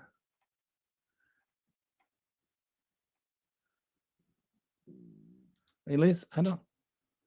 What is that? What are the? I don't speak MAGA. I'm not fluent and crazy. Are you talking about the? January 6th investigate. I don't know what Diddy crate means. I don't know what the Frankenstein Diddy crate. That's just like I can't even keep up with all your insanity. I dropped a dime on 15 illegals. Okay. I somehow doubt that you did, because I'm pretty sure anybody who's here undocumented is just like people that are here that are legally. That I don't think you actually even know 15 people in real life. Like, I think you are probably such an odious person that even your own, like, you bought a cat and it ran away. Like, nobody likes you. You can't even get a pet. Maybe you can get a pet lizard. Like, do you have iguana? Maybe an iguana would be able to tolerate you. Illegal is illegal. Right. So, like 38 felonies, for instance. Is illegal when Donald Trump is committing crimes? From Stump. I don't know what you're going on about Stump Stein all about. I've never mentioned Jill Stein at all. Okay. Well, let's just remove this since we're done with what is about legal. Okay. Yeah. What is it about legal you don't understand? Did Donald Trump commit felonies or not? Was he convicted of felonies or not? Is committing a felony legal or not? What is it about illegal that you don't understand? Like, what I don't think is illegal, what I do know about illegal that you apparently don't know, is that it's an adjective and not a noun. People are not illegal. People can do illegal things, and there are more illegal things that people can do than cross the border illegally. But you want to like take one thing that's illegal and morph that into like that is so illegal that it is the one thing that we can take and we can call somebody illegal because they did it. Even, worse than murder. You don't call murderers illegals, but you're defending murderers. They're out there murdering people on the high seas. And, like you point out that what they're doing is illegal. You point to the actual laws that they're breaking, but somehow that illegal doesn't bother you. The only illegal that bothers you is brown people crossing the border. German people coming over here and overstaying their visa, they're not illegal. I remember back when Obama was president, there was a German family that overstayed their visa and they were going to get deported. And they claimed asylum because if they went back, their kids would have to go to school. Because Germany has a law that you have to send your kids to school. All right. And they wanted to homeschool their kids. There's no law in Germany that says you can't homeschool your kids. It just says you have to send your kids to state school. And they didn't want to go because of that. And there was this right-wing push to get them asylum, and the family ended up getting asylum. That family was not illegal because they were white. What is it about illegal you don't understand, Paul? Other than the entire context of what the word means and what part of speech it is.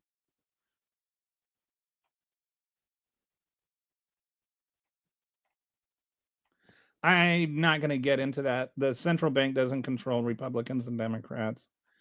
This is like that whole central bank conspiracy wacko nonsense is like it's not even entertaining.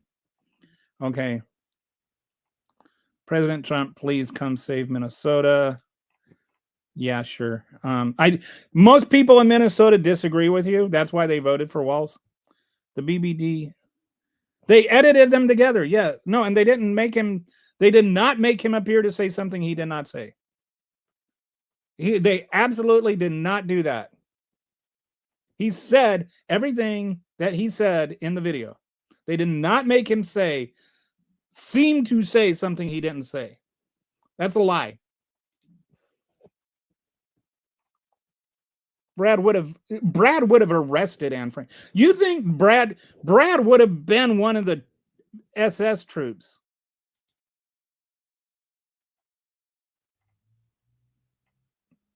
No, they didn't apologize. That is a mischaracterization of what happened. Okay, set like the person defending everything that Trump says with this like knee-jerk masturbatory infection is the one that thinks I have TDS.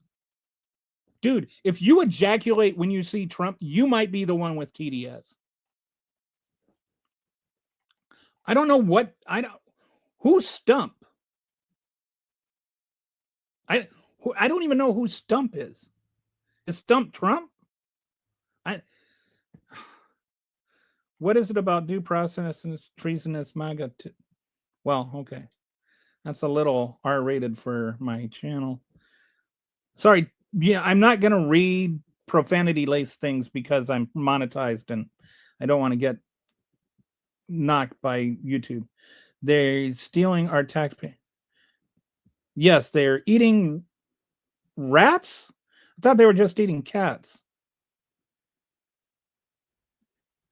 Don't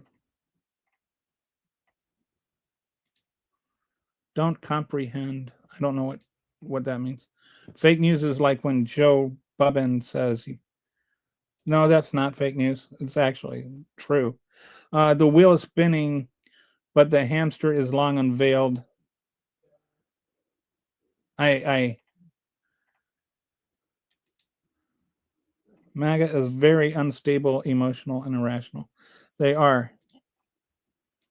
Fun facts, Trump deep fried.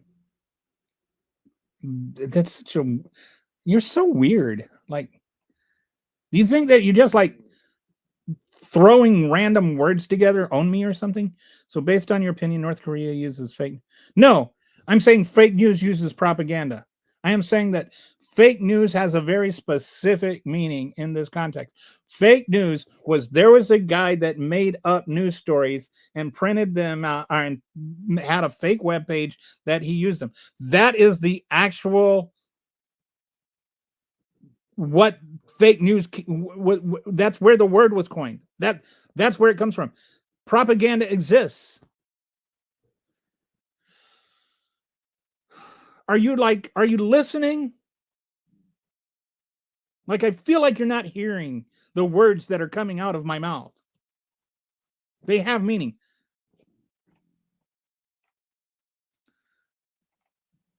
What about, I don't, okay. No Bill Clinton and Epstein? I don't know. If Bill Clinton raped girls, he should go to prison. Central current Americans would have killed Jesus had he come back. Well, they certainly don't like brown people or immigrants. And he wasn't, Jesus wasn't born in America. He hasn't got a passport. He wouldn't be able to apply for a visa because he doesn't have a bachelor's degree.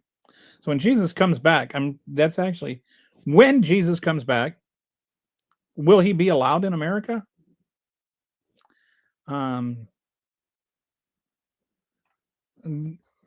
Only a drunk fool would. What about the people that didn't vote for her? A damn shame, really. I don't know what that means. I have Biden. Biden actually said, I present to you that's just, I used to smoke weed with Kamala in high school. Okay. They're just racist. Kamala never worked at McDonald's. That was such a weird thing. I worked at McDonald's and I'm a couple of years younger than Kamala.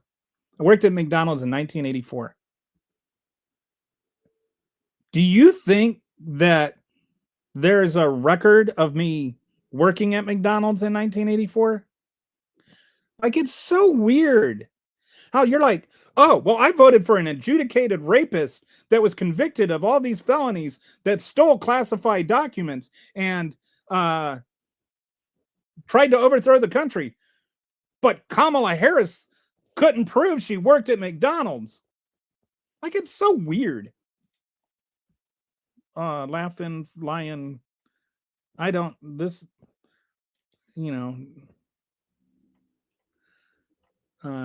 any Somalis in here? Somalians? It makes me sad what he did with that.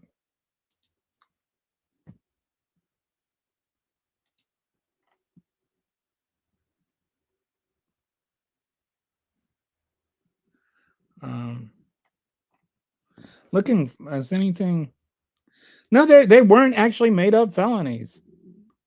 Like they people act like they, that this exact same felony is prosecuted like 1,000 times a year in New York City. They weren't made up. This whole notion that they were made up or unique or something like that. No, it's been like charged and prosecuted like 30,000 times in the last 10 years. I don't know what you think Tim Walz is going to jail for. Stein is a Russian asset. Yeah, they're still not fabricated. These 34 felonies were presented to a grand jury, and then there was a jury trial where 12 people found him guilty of those, and then the judge sentenced him. Well, he didn't end up sentencing him yet, but he was convicted of 34 felonies. They all you're like, or however many it was,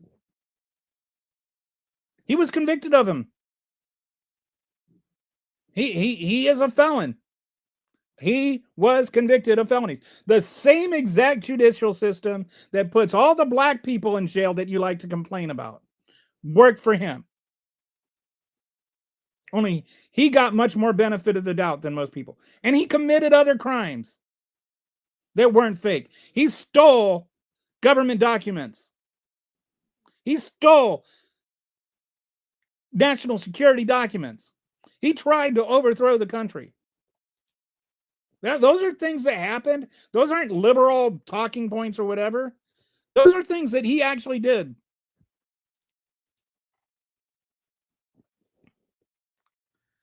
Have you ever figured the difference between women and little girls?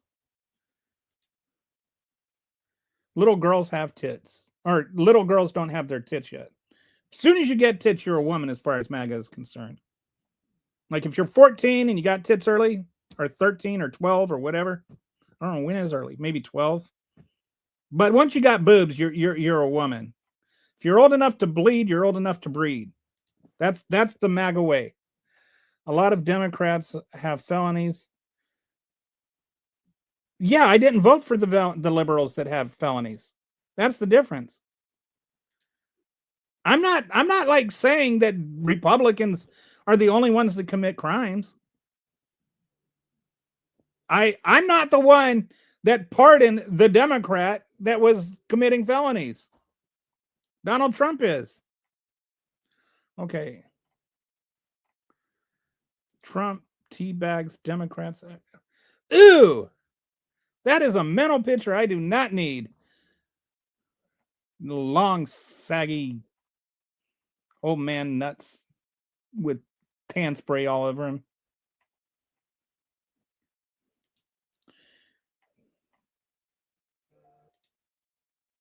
All charges on Trump were not dropped. First of all, the convictions are there. Sentencing was delayed. The cases, the cases against him for the national documents and the attempt to overthrow the government can still be had, but not while he's president. So the prosecution was stayed until after he's not president anymore. But regardless of that, it doesn't mean he didn't do those things. Like people are up in here blaming Biden and Harris and Tim Walz of things that they haven't even been charged with. So But there's like evidence. There's pictures of classified documents sitting on a public stage and video of him moving classified documents around after he said he didn't have them in a signed statement. There's like, some of those things he hasn't been convicted of, but that doesn't mean he didn't do them. This guy is a dang whiner. Okay. If Trump is so bad, why did he get reelected? Because stupid people voted for him. I can't account for stupid people. I ask you the same question. Why are you so stupid that you would vote for a man that is so bad? I'm not a boomer. I'm Gen X. Thank you.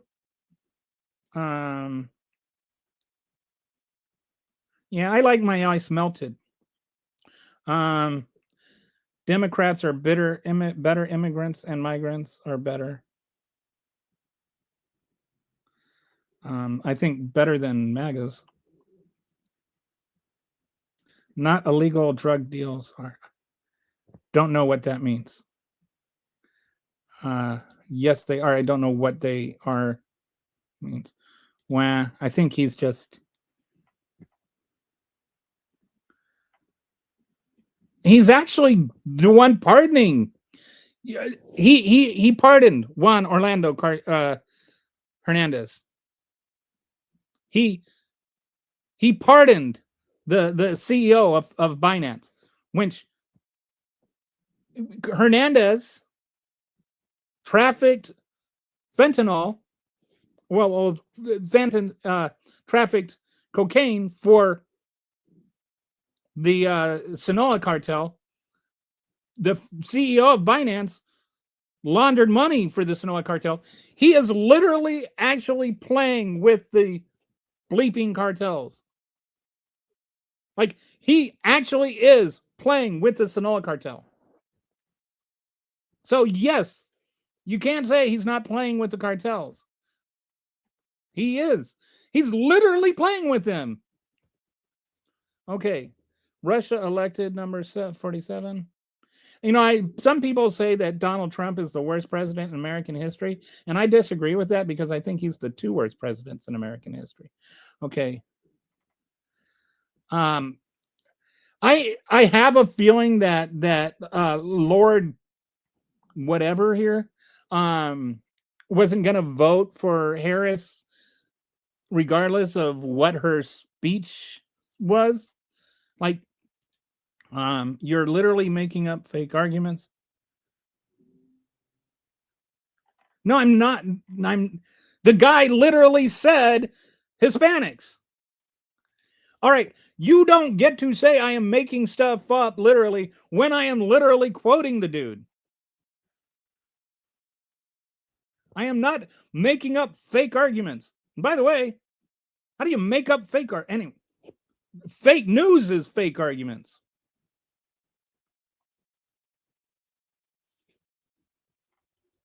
And this is part of the problem with the whole, I didn't say race.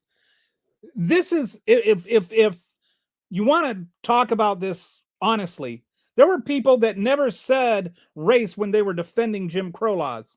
They're like, I don't mind if black people vote. I just think they should do it legally. Right?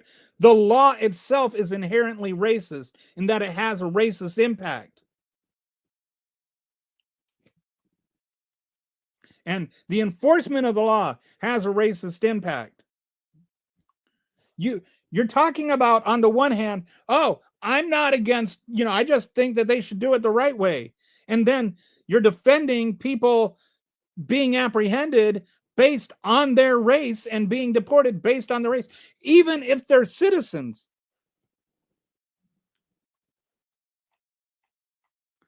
I know a lot of people in Minnesota. I have family in Minnesota.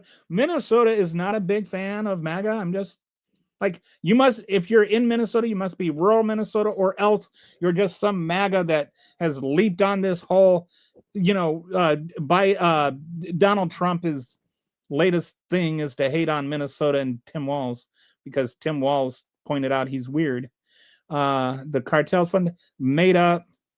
No, they were legal. And okay.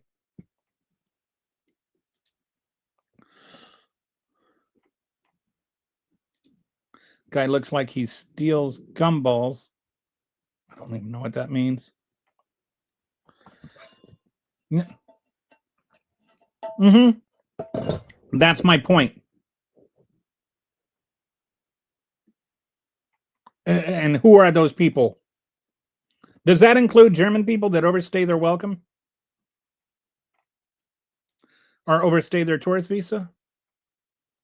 Like, why is it that that crime is the one crime, and it's not even a crime, it's a civil offense? Why is it that that is the one that involves the disclaimer? Why is it only people that committed a civil offense of crossing the border illegally are called illegal? Like, if you want to say they did something illegal and that's why we're calling them illegal, why is that the only thing that qualifies somebody as illegal? Why is it that being convicted of felonies doesn't make you an illegal, but crossing a border illegally and committing a civil offense does? Like, you won't answer that question because you're a gutless little MAGA. Okay, gonna be pretty hard to win another.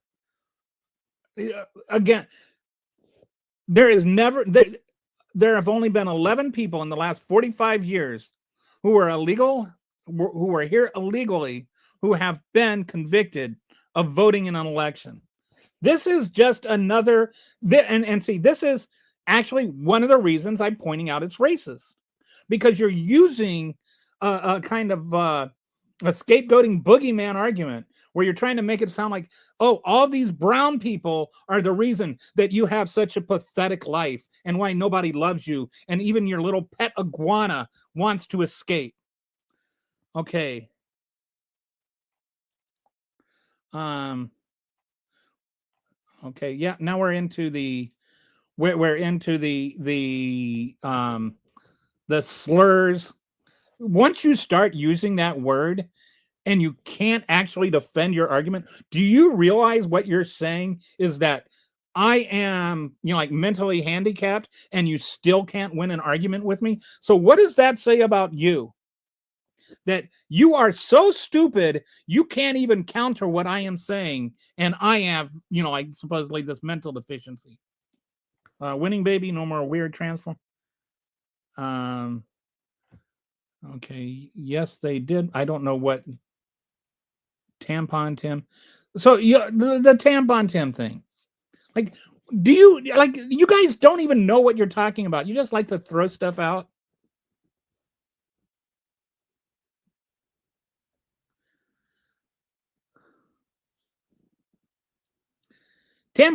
The tampon thing did not require tampons to be in men's bathrooms. All it did is say all female students should have access to tampons. Sometimes in some of these small states, or in some of these small schools, when you have like a basketball game and you have a dressing room, they don't have like two women's dressing rooms, one for home, one for visitor. You have like a homeroom and you have the women's room and the men's room, the men's locker room and the women's locker room. What they would have is they would have tampons in the men's locker room because the girls' team from the other school would use that when they were, dressing. And so they would put tampons in the men's dressing room so that those women could have access to it. But, go ahead with your ignorant, like little anti-trans, like, oh, tampon Tim stupidity, and just prove to the world that you're an ignorant moron that doesn't care about facts. You just care about being able to hate. I have no idea what that is. You can look it up, dog.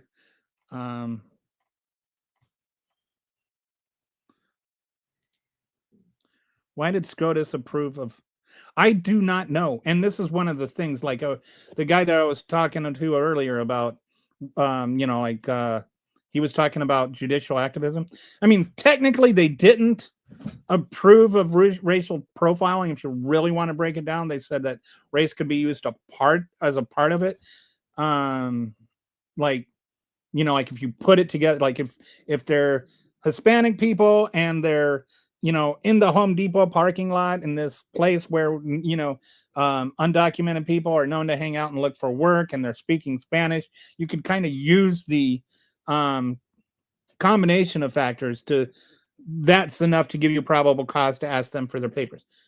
But they're using this to like just Hispanic people driving by, they're pulling over. So you could say and then uh Kavanaugh's like, oh well, there's always it's always easy enough to prove if they're you know really here legally, and they show their actual ID card that is supposed to be their verified ID or whatever, and that's not enough for them. So it's not, even the Supreme Court hasn't officially said racial profiling is, but their interpretation has been strained even beyond what was already a bad decision. And so yeah, I mean racial profiling is actually going on.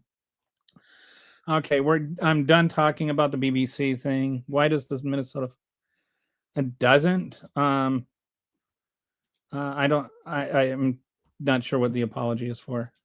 They are eating the cats and dogs, I suppose. I think my eyes. Bye. Have a nice day. You just seem like you were at least trying to be a pleasant person.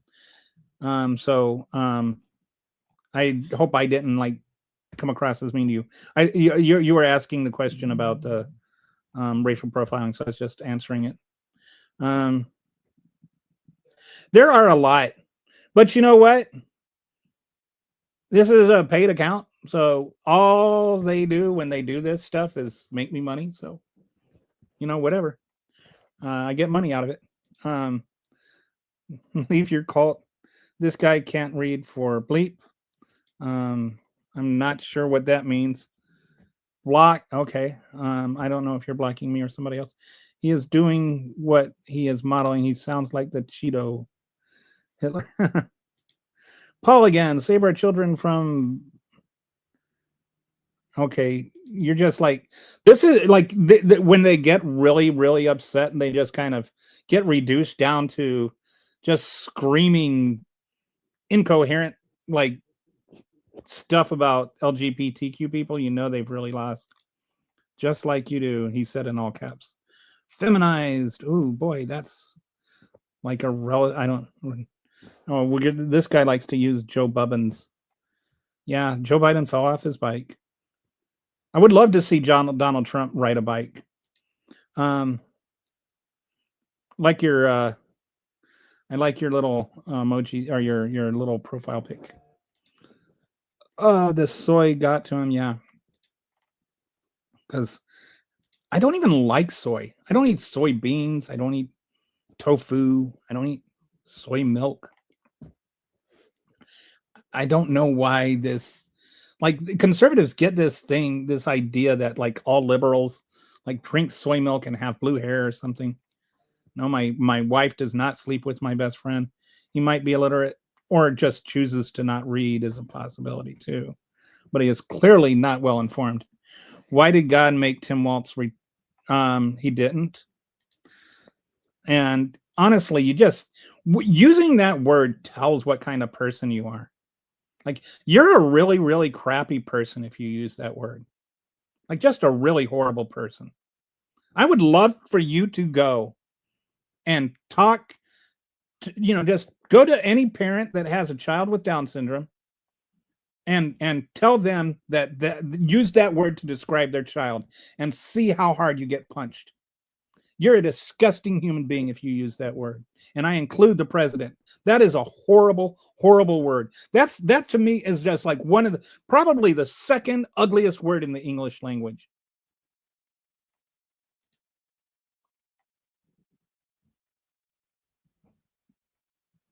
It's just one new talking point from memory or insult. It's what's middle. They do. They just. I actually. A lot of this stuff is middle school is too advanced for them. It's like first grade insults. And if Trump raped girls, uh, if Trump raped girls, he should be in prison too. I mean, to me, like, I don't understand why the Epstein thing is like a choice. I will say this proudly and completely: anybody in the Epstein files that is shown to rape girls should be in prison. I don't care if it's Bill Clinton. I don't care if it's Barack Obama. I don't care if it's Joe Biden. I don't care if it's Donald Trump. I don't care if it's Dr. Seuss. I don't care who it is.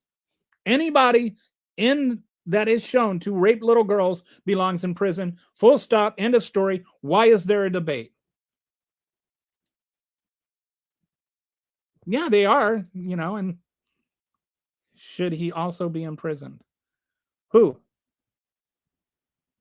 Again, are we talking about anybody that rapes little girls should be in prison? I don't care if Jesus Christ was in the files. I want him in prison for raping kids. Tell me this. Let me just put it this way. Does anybody on here think that if anybody in the Epstein files is shown to have raped little girls, regardless of who it is, that they shouldn't be in prison for it? Like, is there anybody that you're okay with raping little girls? Because if nobody is okay with people raping little girls, or little boys for that matter, then we don't need to talk about, who's okay with it. We don't like illegal. Yeah, and you don't know what you're talking about again. Like, you don't know the difference between illegal immigrants and legal immigrants, and you don't know the difference. Like, do you think that did you know that like 98% of the population of the world can't migrate here legally? And most of them are people of color. Most people of color cannot come here legally. So you talk about legal immigration. You were probably fine with black people voting as long as they did it legally under Jim Crow too. Like, you can hide your racism behind laws that have racist implementation. Do you get that? I don't kiss my brother, but I do kiss my wife with this mouth. He's an old man. I'm 58. Is that? Oh, you're talking about Joe. I don't know who you're talking.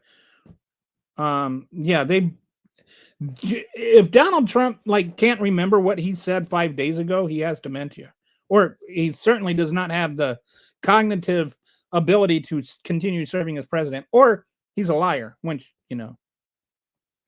this is actually funny. Yeah, but you don't know anything about the legal immigration process. I don't have a problem with black people voting as long as they do it legally. Jim Crow.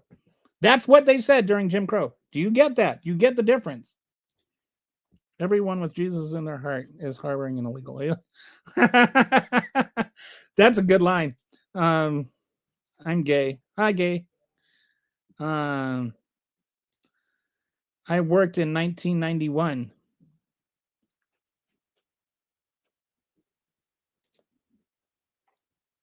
They did, Joe. I agree. I mean, I was like, really, after that debate performance, I had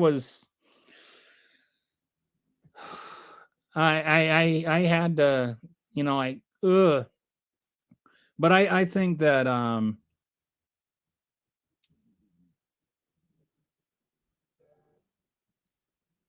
I don't know. I to be honest, like, that was my concern in 2020. Like, I could see the whole thing coming. Like, if Joe Biden wins, then in 2024, he's going to be in his early 80s and his age is going to become an issue. And so in 2020, I was really worried about Joe Biden winning, which ironically is why I wanted Kamala Harris to win in 2020. None of that is true. I don't know none of what is true. I don't know if you're talking to me or somebody else.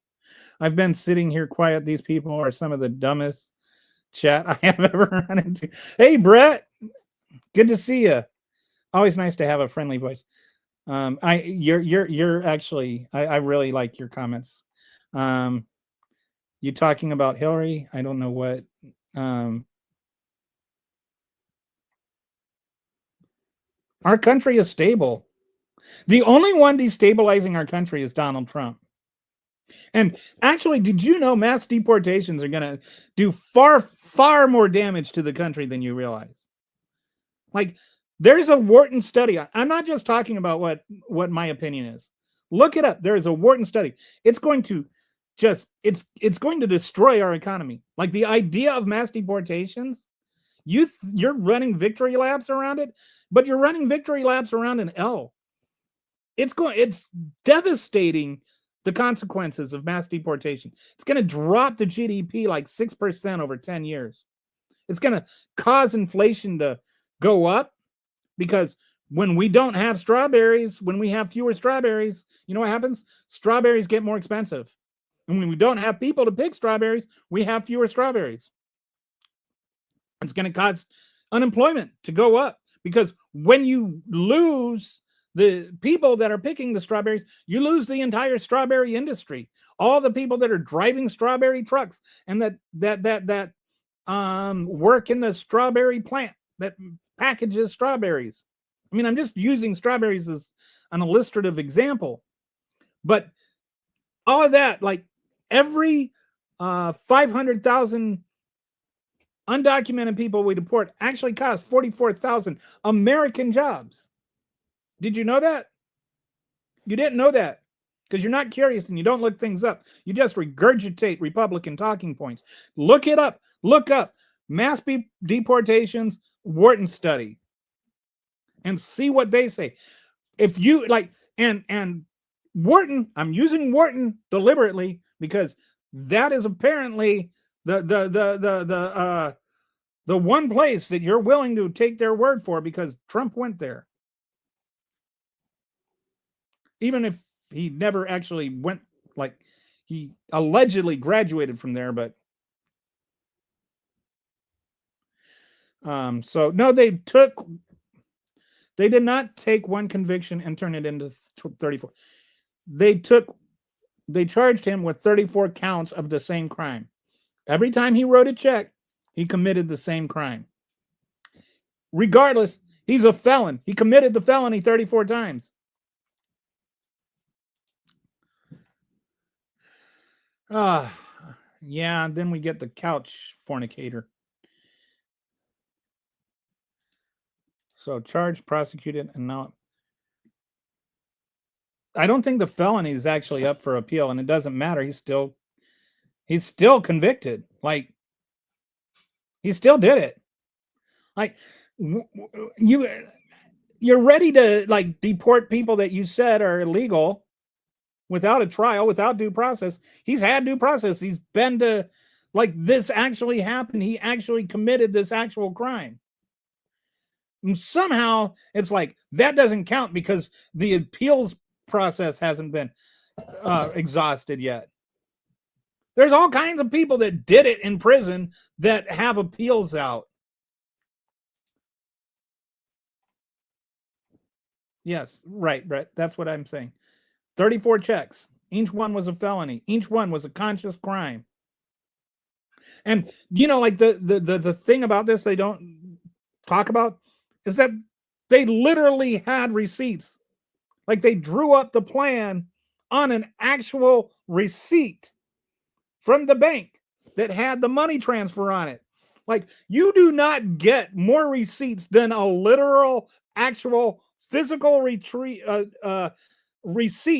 that has the plan for the crime written up on it and signed by the people that agreed to commit the crime. I mean, it's like that level of stupid is running our country.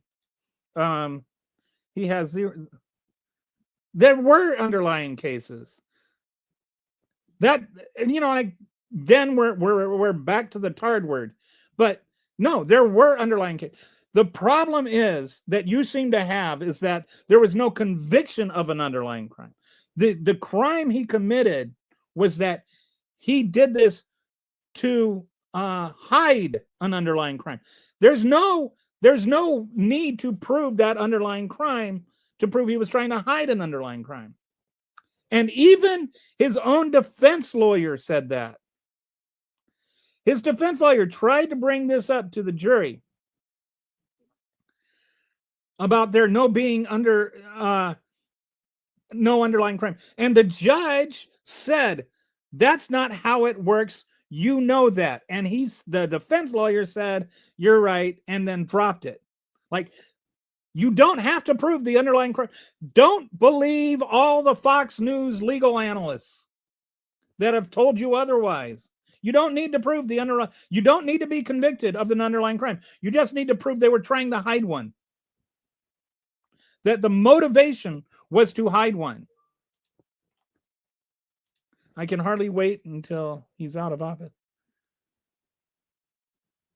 You notice that they wanted to talk to Jack Smith, and Jack's like, okay, yeah, can we do it in public? And they're like, oh, no, we can't have that. They don't want Jack Smith to say what Jack Smith knows. They're the ones suing to block his report.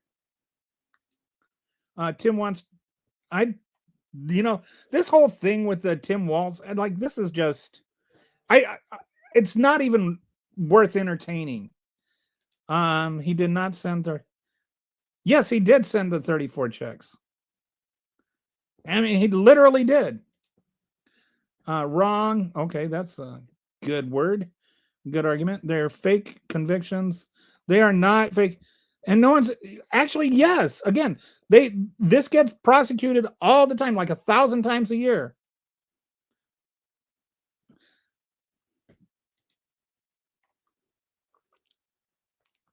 And he's also, I don't know what what is a chomo? I don't know. All right, who's he? I think you're talking about Trump being a chomo, but I don't know what a chomo is. He had every right to take those documents. No, he didn't. Trump is guilty of treason right in front of you people's faces, and knows nothing about it. Joe is a criminal. Okay. Like, let's just say, for argument's sake, that Joe Biden is a criminal. Joe Biden has not been accused of any crimes. He has not been charged with any crimes. There hasn't been a grand jury that has said he's committed any crimes. He hasn't had a trial for those crimes, and he hasn't had a jury say, yes, he did those crimes. So, based on what am I supposed to say Joe Biden is the criminal and Trump isn't?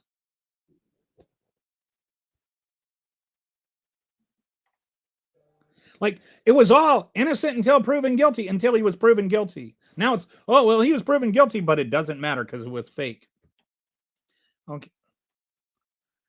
No, it was not debunked that it was never debunked that he stole government. That's just not true. Zero proof there's zero proof he told the person to move the money. I don't know what you're talking about, move the money. You're an idiot. Okay, at least you used the apostrophe, so if you're talking to me, you're like better than 95% of MAGAs, because you actually know the difference between your and your. Ooh, I don't know what that's from. Oh, that's like we're like half an hour behind in the.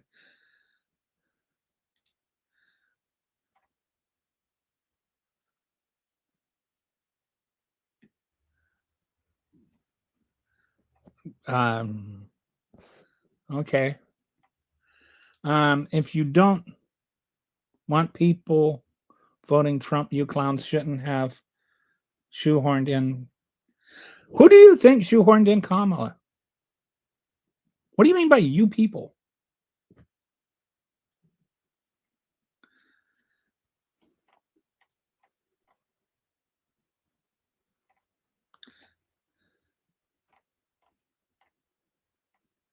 Okay. I'm just going to go. We're like, Biden isn't. No, he never said Biden isn't mentally fit to stand trial. People need to like read. and understand what they're reading. What he said is that if he stood trial someday for the charges, when she couldn't even prove, the whole thing was when he was interviewing Biden, there was, or when somebody else had interviewed Biden, he had talked about some documents that were classified that he had, and he thought, oh, I need to get those back. I need to, get those out of here, because he didn't still have them. And so he talked about how they were downstairs. Then when they searched his house, because he asked them to, remember, he asked them to search his house, and they found those documents in the garage. It was downstairs from his office in his new house when she had moved into since then. So it wasn't even the same house. So he might not have been talking about the same house, much less the same documents in the same downstairs. So in order to actually prosecute him for a crime, he would have to be shown to knowingly be hiding these classified documents. And what the special counsel was saying is that in 5 years, when he's like in his mid 80s,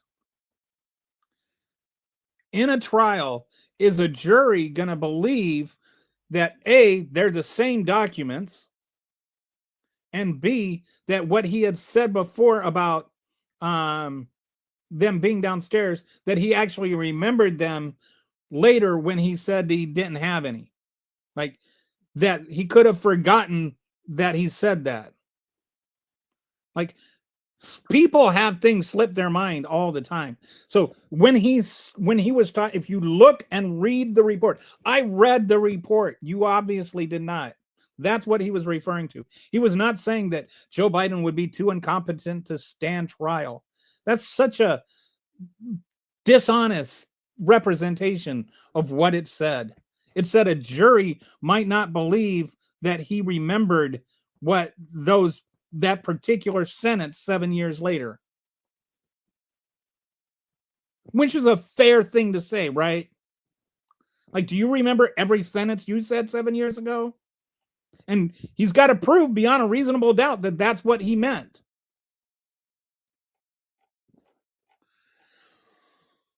Okay.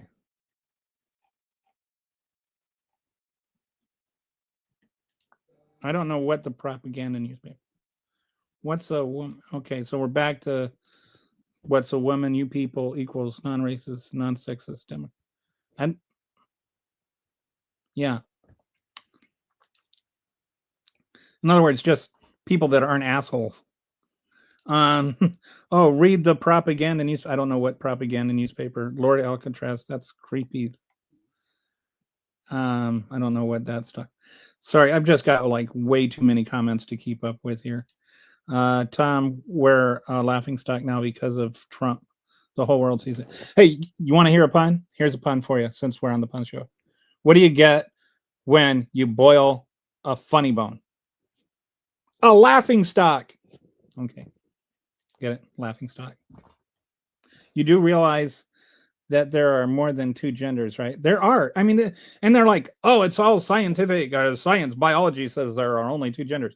No, that's not actually what biology says. Like MAGAs are really good at digging into a position of ignorance and then claiming that they're the ones that are informed because they are so dug into their ignorance.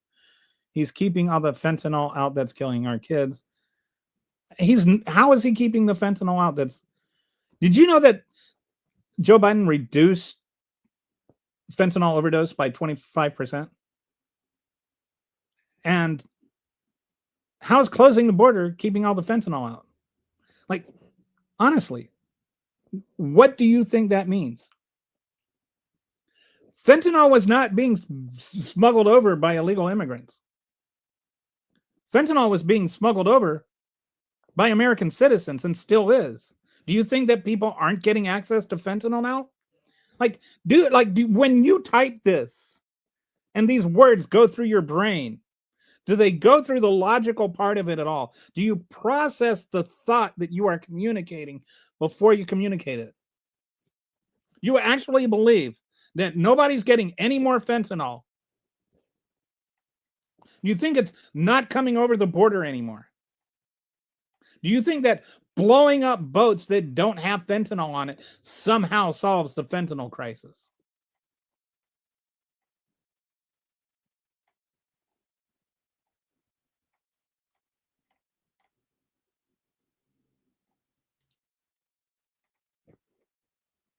You need to go buy some. He does. It's like some of them, like some of these comments, I just scroll over because it's just the same nonsense over and over. That's right. Scroll on. You can't answer who shoehorn because it's irrelevant. The entire process is completely irrelevant. Joe Biden stepped down, right? Joe Biden resigned. There was not time to have a primary. So the delegates that had been pledged to Biden said that they would vote for Harris. It's that simple. There's not like some giant conspiracy behind it. It was the most reasonable thing since she was the vice president. She didn't even have time to put together a presidential campaign, much less to like suddenly have a primary. Like this whole thing, why wasn't there a primary? It's just dumb because there is no feasible way to have a primary. It is. It's like chromosomes exist, people. Okay.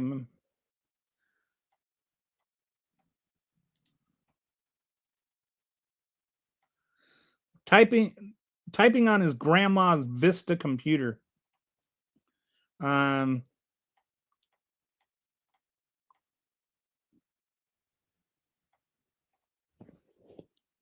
we're just getting in now. Now we're just in a full-blown caps lock insults. I love how these people can't even come. Yeah, right. Like I would love to like come up, like put on the screen an original insult, but they don't know how to think originally. It's like they just use the same stupid things, or they'll like take something that applies to MAGAs and then try to make it look like it applies to liberals. And it's like it's just like a cell phone because it's like, oh, that's what a liberal told you, and then you looked it up, and now you're trying to flip it around. Like one of the biggest MAGA things is like the "I know you are, but what am I?" or "I'm made of rubber, you're made of glue." Like this is like when I say this is the guy that said that they're like middle school. This is what I mean. It's actually like first, second grade. Because everything comes down to either using an R word or some kind of slur. I'm made of rubber, you're made of glue, or I know you are, but what am I? Okay. Paul, take your MAGA meds. You're typing in caps again. Or just, yeah, the typing and just the general demented screaming. Debating MAGA was never easy for obvious reasons, but it's getting harder. The ones still be, I think he means the ones that still are, because the ones supporting him still are the most deranged, brainwashed, stupid, or they're just there's no opening for thought to come in. Like it's like I wish I could figure out how to make somebody like actually think, like to crack, like if you could just crack and get a little bit of water in there, you know.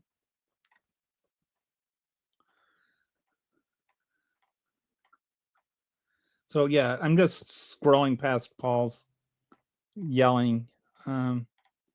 He's just full on caps lock shrieking now. I bet this is how you treat your wife, isn't it? Like when she's right and you're wrong. Or if you have one. I guess a Democrat having no, that's why he asked them to come, and he didn't know he had them. He asked the FBI to come and look for them at his house. They found them. He gave them back. He did not refuse court orders and sign papers saying that he had given them back when he was willfully hiding them. The idea that what Joe Biden did is in somehow on any level the same thing as what Donald Trump is just ignorant. It's like you either don't know the facts behind the Biden thing or you don't know the facts behind the Trump thing. So when I say it's either ignorant or it's dishonest. Either you don't know that they are completely different, incomparable things, and you honestly don't know it, or you do know it and you're saying it anyway. So you're either ignorant or you're a liar. And I'm giving you the benefit of the doubt of thinking you're ignorant. So I'm saying, please look up the difference. Go on Grok or whatever your favorite AI is and ask, is there a difference between the classified documents Trump had and the classified documents that Biden had and how they responded? Like, go and look it up, like actually read, because nothing I say is going to change your mind. And I'm just wondering, is your mind open to the possibility that they are different and that what I'm saying is true? Do you care about reality at all? Democrats took our money. No, they didn't. That's just a weird thing. Like sometimes you guys just go into weird nonsense stuff. Democrats took our money. Like, what does that even mean? You know who took all your money? You know, Donald Trump's tariffs literally take your money. He has the tariffs are a regressive tax.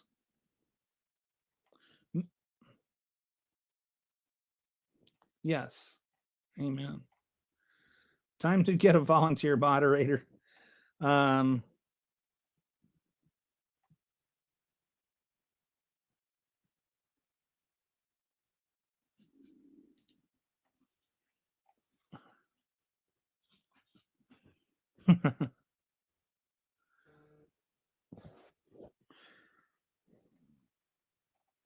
so, do we have anything? No, that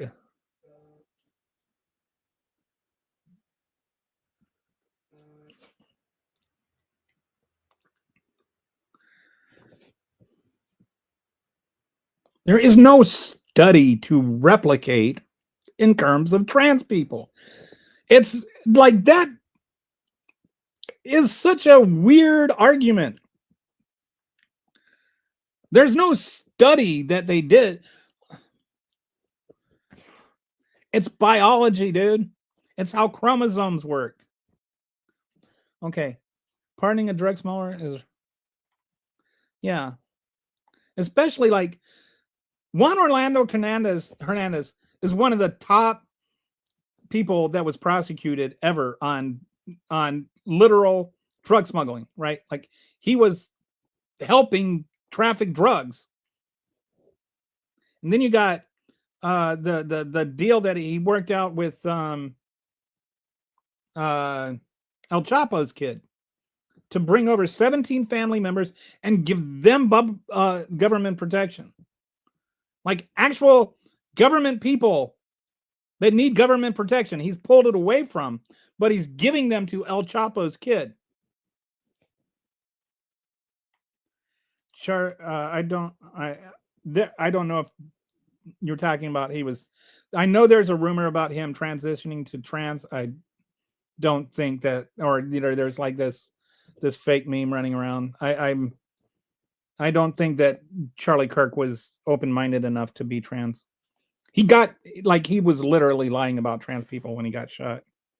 Imagine if Harris was there. Oh my God, I don't know where there is, but other countries are laughing at us right now. Do you think that other countries like are wowed by Donald Trump? The only way they're wowed by him is they're like, wow, I didn't believe somebody could be that stupid. This guy is a raging douchebag. Thank you. I thought Kirk was transitioning to Butthead from Beavis and Butthead. That might be true. But what about Eric and Don Jr. then? Who and with Eric and Don, who is Beavis and who is Butthead? I never figured that out. Yes, fun. It does have the largest oil reserve in the world. And another fun fact about Venezuela, they don't produce any cocaine or fentanyl. And most of the cocaine they traffic, it is a trafficking hub, but most of that goes to Europe or uh, Caribbean islands or Africa. Like most of it doesn't even come to the United States. Most of what they do traffic.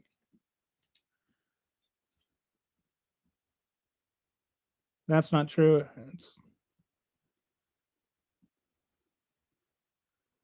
It's not man-made. It's lab-made. Uh, I don't know what you're talking about, or if you're talking to me or some one of the other comments. Fentanyl is man-made, and the chemicals are imported primarily from China, but they're smuggled in through the southern border through legal ports of entry by American citizens, predominantly. Their thoughts are generated by Fox. uh, okay. They do have fentanyl. Okay. You must know things that Border Patrol doesn't. No, because I'm watching something stupid. That's on you. How's anybody ever? I don't know. Why are you here then? The slackers will take up the slack. They should be in jail. Okay. Uh.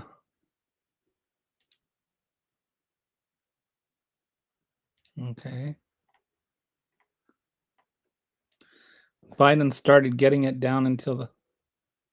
I don't know what that means.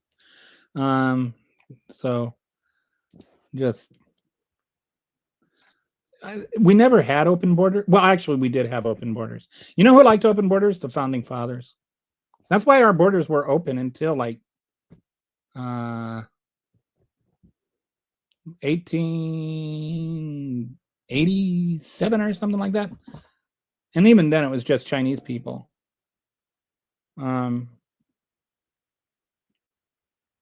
We had open borders, but we haven't had open borders under Biden. We had a border patrol.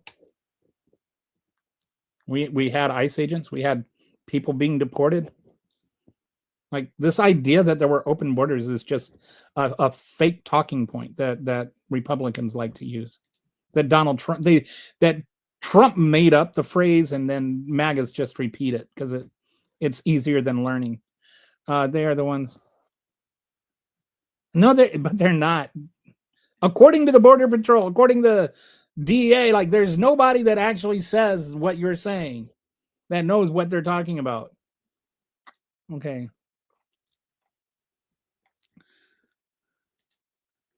I'm a veteran and I certainly don't like him.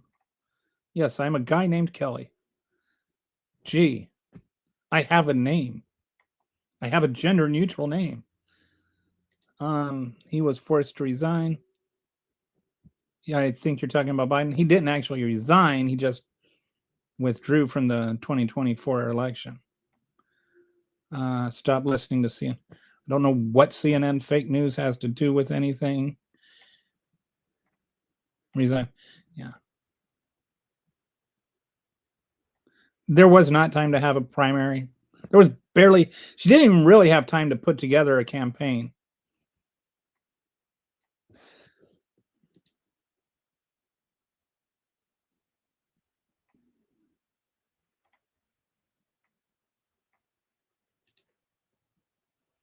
Sorry.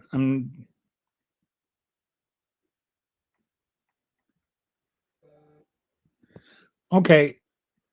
You can just like make these declarations as though they are based in anything other than your very hollow, empty-headed opinion, but that does not make them true. Like there's no facts you have to back any of this up. You're just saying things belligerently. So I should probably read these because some people download the podcast. Uh, and paste in the same trash that he does on the other live streams. They're actually in the same order. Another Somalian MAGA account. Oh wow! So this guy just pastes the same thing in different live podcasts. Yeah, Paul is very very angry and very very not well read. Okay. Did you not know that's how our elections work? That's how. I don't know what you're talking about. Uh, it's funny if you listen to Democrats. They say, well, in the amount of so it's funny because if you listen to the Democrats, they said she ran a perfect election. How is that possible if you're saying that she didn't have time for run an election?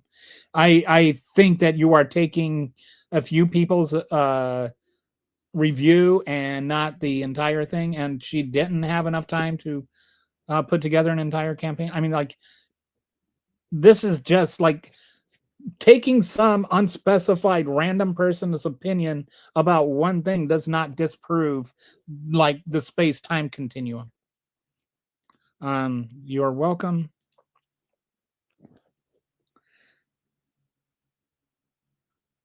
Joe Biden literally got anyway.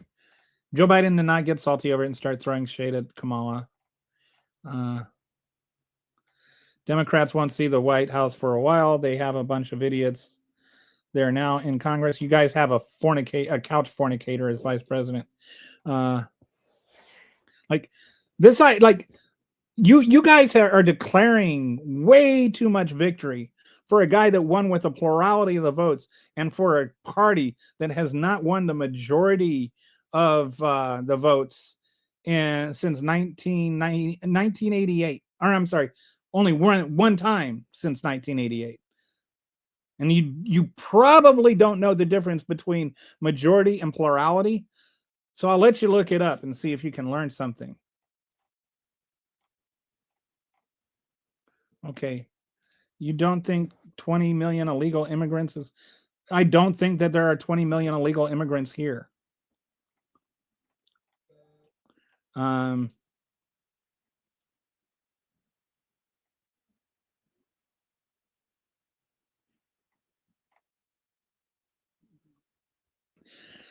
all right. I'm not going to comment on that one. We just for if you're listening to this this one person is very very engaged and denying the existence of trans people. Um and there's like a internal comment we're waging where he's getting his butt kicked and not very happy about it. Okay, he has a pet computer. I don't know who has a pet computer. Does JD Vance have a pet computer?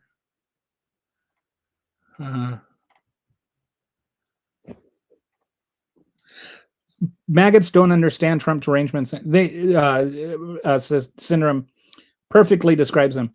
Didn't it start off that TDS was originally made like whoever coined the phrase initially? It was Trump derangement syndrome is like you believe Donald Trump, whatever he's, like you just defend him, whatever. Like the people that are defending the adjudicated rapists, the guy that tried to overthrow the country, the guy that was convicted of 34 felonies, the guy that stole and possibly sold national secrets, the guy that waved the plans to invade Iran in a writer's face, the guy who has like documented lies 35,000 times just in the first term and gotten it worse. The guy who is an overtly racist person who is just calling people from third world's trash, or what he calls third world countries. He's calling them trash. The guy that is like telling Europe that immigrants are going to destroy Europe. The guy that says immigrants are poisoning the blood of our country. The guy that quotes Hitler. Like him, you will defend at all costs. And anybody who disagrees with him has some sort of mental disease. No, I think the people with TDS are the ones that talk about TDS. The ones that defend Trump no matter what. Okay, so yeah. Always got to go after my wife's fidelity. I don't know why that is. Most all drugs are smuggled by way of those who made submarines that are just above the waterline. This is not true. This is another made up thing. This is just not true.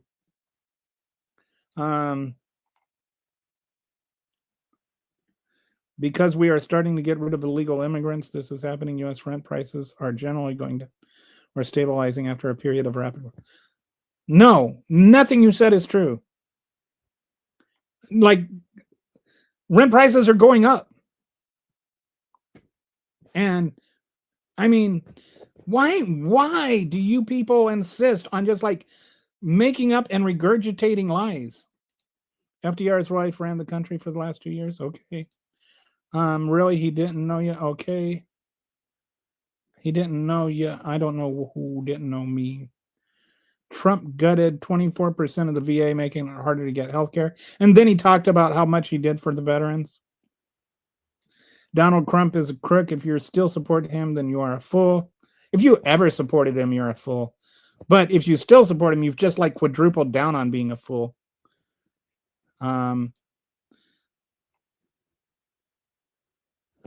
Where you, as he says, they have not smuggled drugs over the border by the way of vehicles in your. That's just like provably false. Like, where you get this information, I have no idea, but it is not anywhere near anything anybody who has ever said anything that is based in reality has said. Inflation is going up. It is. That's a documented fact. If MAGA are fascists, what do you plan to do with them? Well, I hope to beat them. And MAGA is fascism. Like, the whole thing. I've got entire shows, and I've had this conversation so many times. But yes, MAGAs are fascists. Or MAGAs are fascists. Donald Trump is a fascist. If you support fascism, you are a fascist. What do I plan to do with them? I hope to defeat them through fair, honest, democratic elections.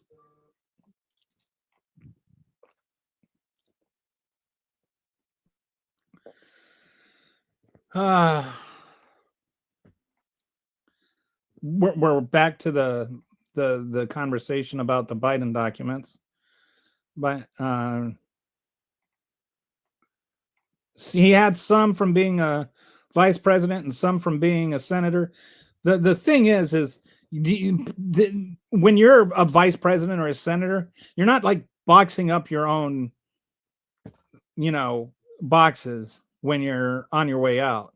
So it's a question of whether or not he knew those documents were in there, and whether or not like you plan, like the laws for this are you have to have possession of them, you have to knowingly have possession of them, and you have to show an intent to distribute them.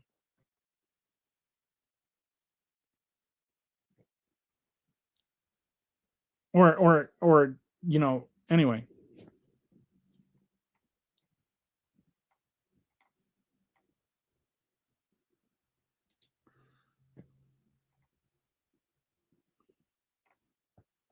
And as far as like the documents case goes, a lot of the like it wasn't charged because they were classified documents or something like that. The whole problem with them is that he refused to give them back. He was being prosecuted for stolen documents, not being prosecuted for being in possession of classified documents. One big distinction that the news doesn't make for you. The agency, which is supposed to be looking after the presidential documents, kept trying to get them back, and he kept keeping them and lying about them. It wasn't just about the classified documents. It was about all of the documents and stealing them and not returning them.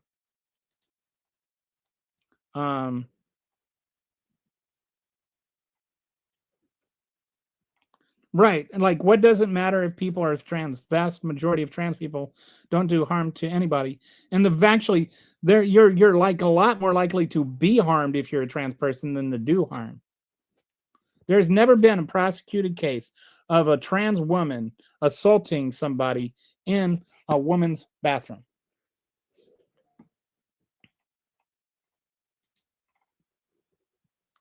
And if you know, like there's people that will like there was a girl that was getting bullied who like fought back against her bully, or there was like a trans person that uh was convicted of assaulting somebody in a bathroom in her house. You know, like these random things that people find and they're like, see? And it's like, no, this does not prove that trans people are a threat or that if you're peeing in a stall next to a woman, you're going to get beat up or raped or something. And it's not like there's a magic door that men can't walk through if trans people have rights or don't have rights. Like a man can still come into a women's restroom and rape somebody if, you know, trans people are allowed rights.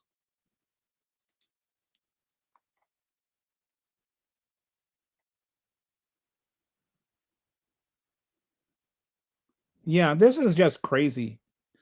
No, Donald Trump is not going on Mount Rushmore. Like MAGAs are just so weird with your like infatuation with I call it there's a word that I call sycophantasy. And it's a combination of sycophant and fantasy. And they like have these like paintings of Donald Trump as like some like centaur warrior astronaut guy or something like that. And you know, like just and he's like all buff and he has this full lustrous hair and he's you know still somehow recognizably Donald Trump, but he is this uh lampoon of who he actually is. Like it's like you know Paul Bunyan legends or something to where you know like the actual reality of Donald Trump is so distorted that it's not even real. And they not only have this fantasy Trump, they are completely devoted to this fantasy Trump. They're sycophants of fantasy Trump, which is why I call it sycophantasy.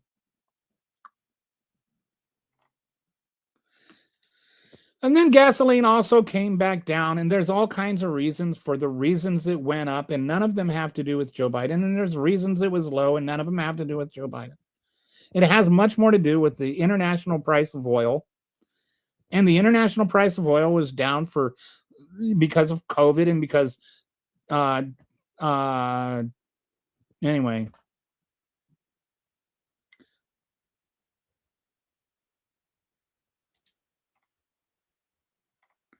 Just anybody that's like going to make inflation about the acts of a single president are generally pretty stupid.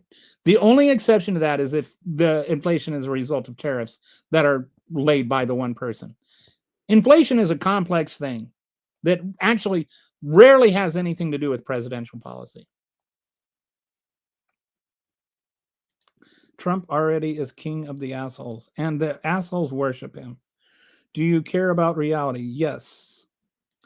Um, Trump is a cook. He is. And it's like some of the stuff he does that they don't even like. He's made $11 billion off of his second term already. $11 billion off of hawking pardons. The rich took your money. Trump is a crook. Biden had we're back to the Biden documents discussion. Okay, I don't know what that means. I'm a Democrat regurgitating fool. A garbage Democrat regurgitating fool, apparently. Veterans do not want a social experiment in their foxholes. Are you a veteran? I'm just curious.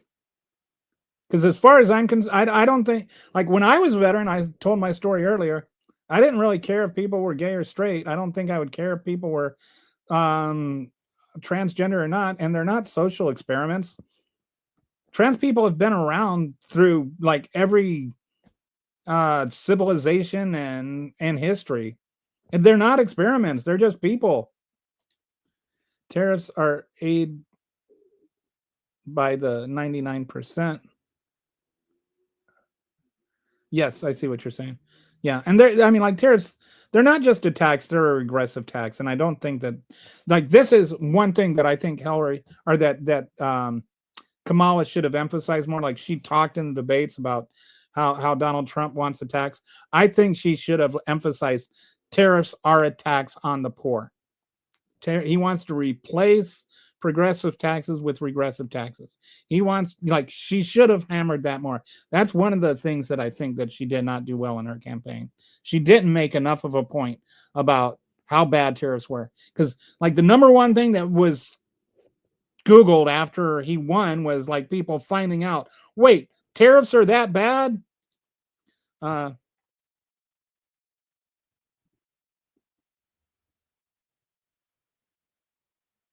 It is not legal for a former president or vice president to unilaterally remove and retain classified documents. This is true. But I think that there's a difference between like unknowingly and knowingly having them removed. Like there's no evidence that Joe Biden knew that those documents were in that box, which I would assume if he did know, he would have done something with them before he asked the FBI to move them or to come search his house. The only thing that can be done, make sure that kids are taught critical thinking skills, science-based skepticism, and media literacy so they can spot propaganda. They are so far gone. When I was I believe that we should teach propositional logic in high schools. And I think you should have to pass a propositional logic course in order to graduate. And if you've never taken it, it's like just taking any logical argument and teaching how logic works into a mathematical formula. Like if A is C and B is, or if some of A is B and some of B is C, are all of C A, and you like figure out how to like work this out as a math formula to whether or not this is true, has nothing to do with an actual word argument. But what you do is once you figure that out, then somebody says something and you learn how to break that argument down into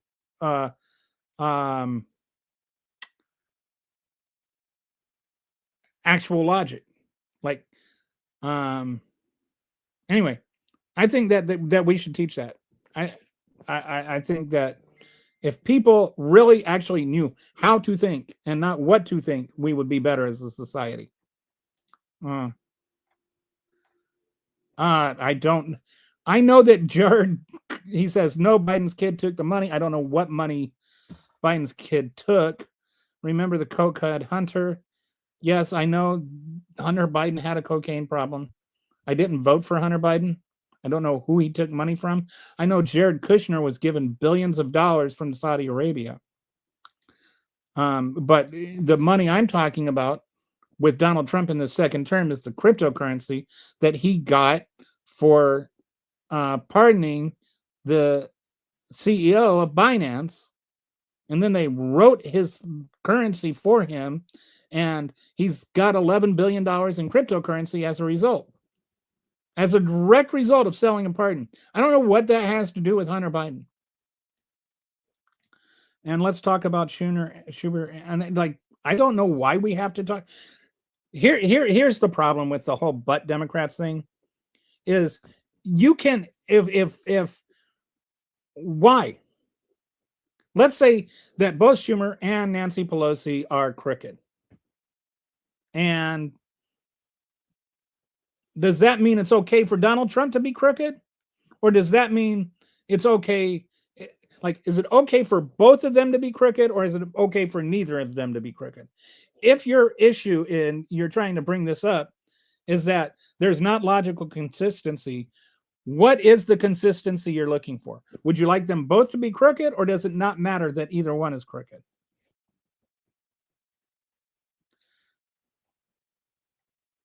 Paid. Yes, paid. He was well paid. In red state, stupidity is a social disease. Interesting. Weren't you the guy that was talking about how we're only smuggling drugs over the water? Were you being sarcastic with that? So are you saying trans people do not exist? No, I'm saying trans people absolutely exist, unless you're asking somebody else. They're spending your social security to pay people to lie to you. I don't know what that means. The current U.S. inflation rate is yes, and that's higher than it was when Donald Trump took office, and that's also from September. And there's a lot of evidence to suggest it has gone up since then. But because Donald Trump wouldn't allow these things to be tracked during the shutdown, we're not going to know what it is for a while. And the reason we're not going to know what it is for a while is he doesn't want you to know what it is for a while. So he can keep having you believe that it's not fake. But I've been to the grocery store. I buy groceries. I know when my grocery prices are going up.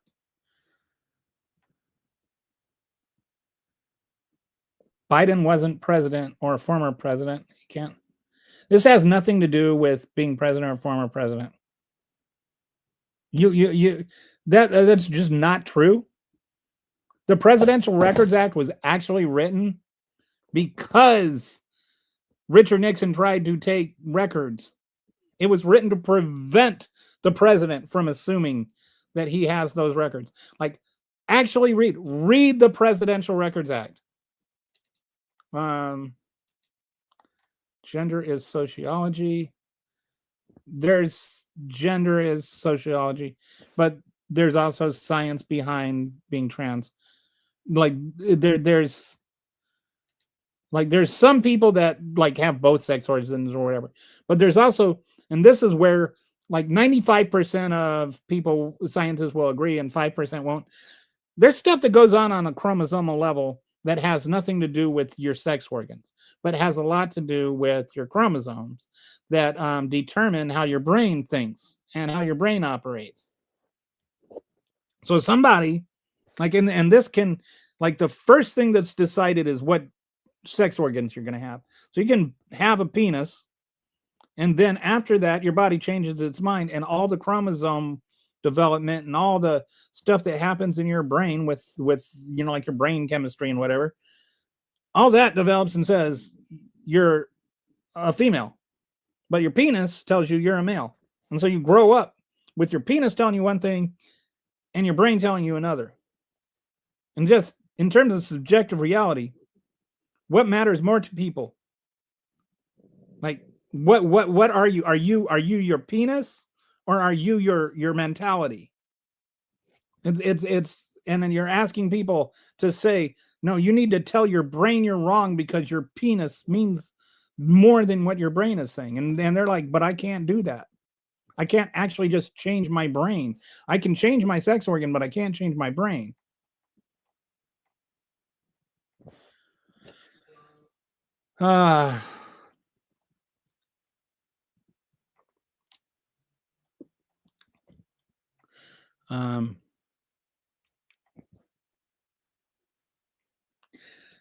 So you're listing all these things as though just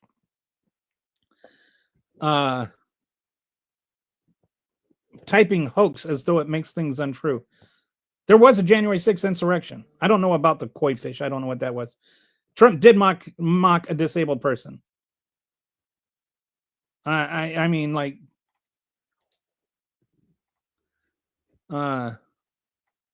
just yelling the word hoax doesn't justify things. It doesn't make things go away.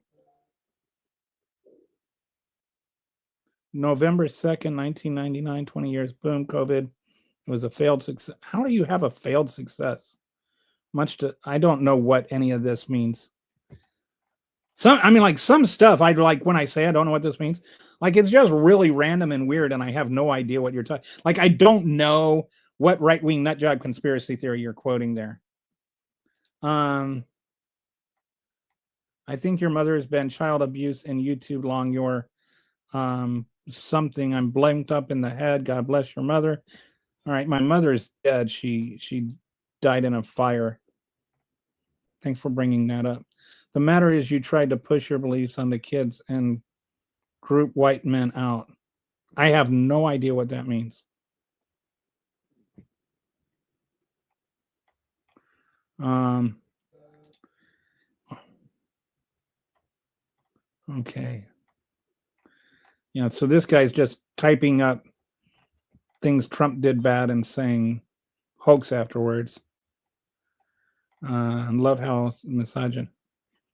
Anyway, oh, why do you why do you suppose God tried to make all these transgenders?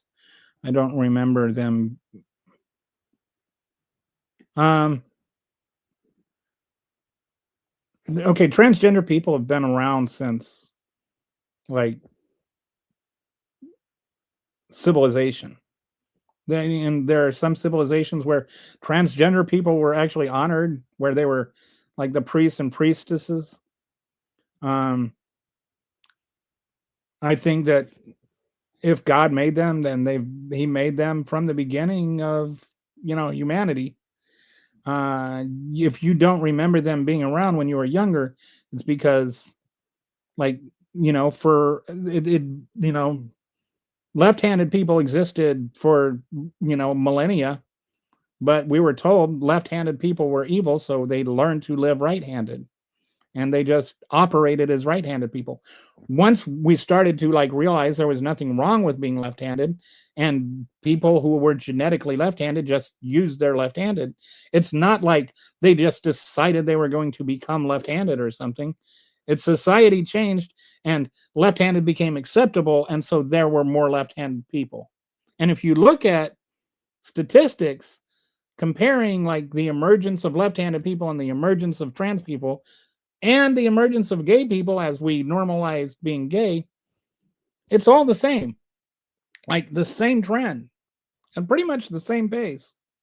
It's not like people just became gay because we said it was okay to be gay, or became left-handed because we said it was okay to be left-handed. They just stopped hiding it. You watch only. Okay, I don't know what that means.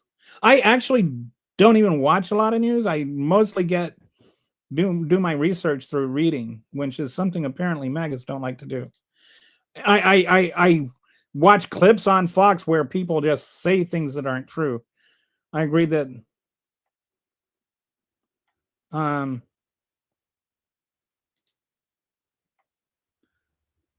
other countries are laughing at us to the tune of, I don't know what, to the tune of 18. I don't know what made up thing you're talking about. I don't know what 18 trillion they're laughing about. Um recently, yeah, I talked about this yesterday. I don't want to talk about it again. There were people that defrauded the government, and there were some people that were Somali involved in it. That does not mean all Somalian people are bad. And most of the individuals charged weren't actually Somalian. Some of the people that were involved were Somalian. Recent. Okay, so you're just gonna keep. Okay, so Paul's just still type. Like, dude, do you know where your cap lock key is? You're like the guy that's always shouting in the room and everybody's asking you to quiet down. It doesn't matter. I I don't know why we're just jumping back into the fishing boat conversation. Again, if they were drug boats or fishing boats is doesn't matter. Murdering them either way is illegal. Um so you're just gonna, are you just gonna keep typing that? Um all right, boy, you're just really you just control V, and all right, we're just gonna get rid of this guy because he is, we're gonna put him in a timeout first and see if that works. Yeah, we have they have trace minerals, and um this is something I think that we talk a lot about the oil, but I think the trace minerals are there too. And just with Trump's fascination on trace minerals and crypto and AI, and it just seems to be this thing that he's really focused on. That I wouldn't be surprised if it was more about that. I can't speak for everyone else that doesn't agree with you is here. I'm here because I don't like arguing in an echo chamber. There's no point in that. Okay. But do you like, does it matter if you're arguing in an echo chamber if you're not willing to actually listen? Like you're not engaging on a logical level. You're not engaging. You're not taking things and saying, okay, I understand you're saying this, and then responding to the thing I to the point I made. You're just saying stuff. So whether you're in an echo chamber or not doesn't matter if you're not listening. If you might as well be in an echo chamber if you're not listening. Echo chambers, it's not about whether or not you're saying anything, it's whether or not you're hearing anything. You're not open to new information and getting new information.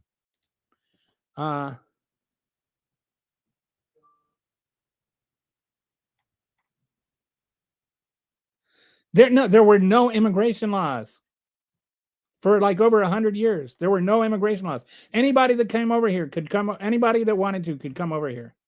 There weren't immigration laws. We had borders, but we didn't have immigration laws. They didn't have visas. You think it went online and typed out a little, like, do you, like, learn history, please.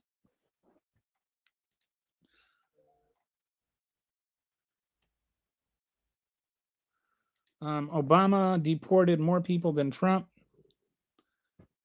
which is true.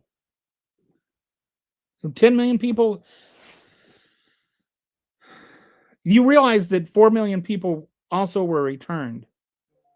And 10 million, like, actually learn reality, please. People came over here and requested asylum. Some of them were granted asylum hearings. Other people, there were anyway. Like, I can't have conversations with people that don't accept reality as a starting point.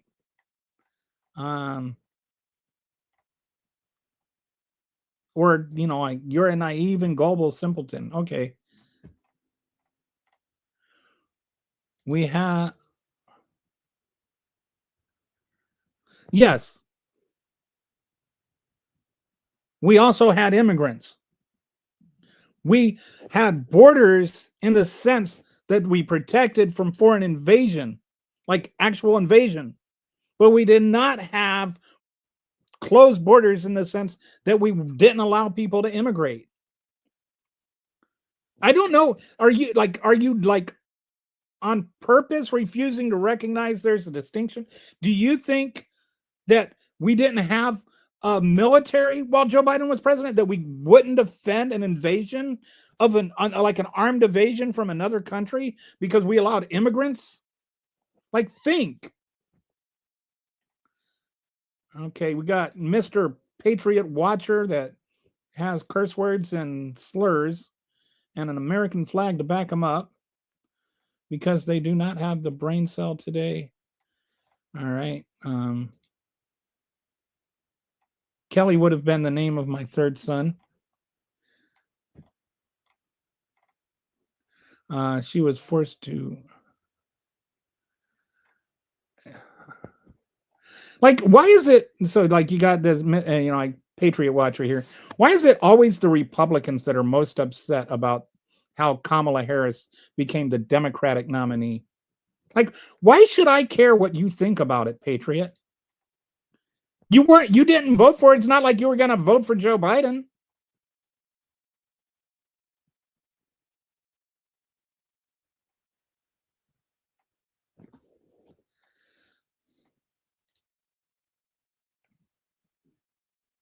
Yes, because she was trying to.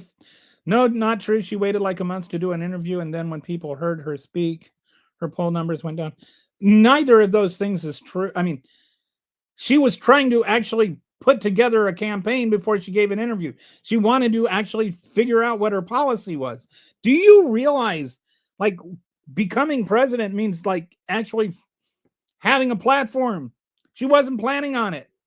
She didn't have a platform ready. She was actually trying to rush and put together a platform in 30 days. And then like people were like, why isn't she giving an interview? Well, she wanted to have her platform first. She wanted to be able to answer questions that she was going to be asked.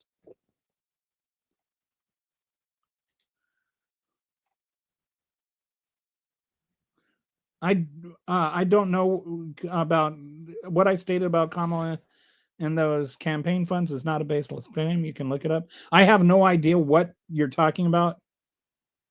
I didn't say anything about campaign funds being a baseless claim. I don't know what campaigns your friends you're talking about. And I'm also sort of in the middle of a podcast, so right now I can't stop what I'm doing and go look at something up on AI. Yes, I know that there were no primaries voted Kamali as a candidate. I know that. I don't know if you weren't here when I explained that, but I'm not going to go through it again. Uh,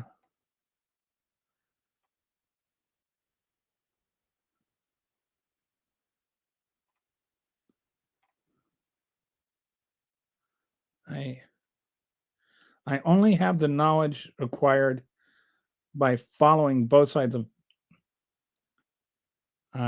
so this is a negative thing. Like I only have the knowledge acquired by like actually looking at both sides and considering things. Okay, Magus. All right. So we're 3.5 hours in, and I have to pee.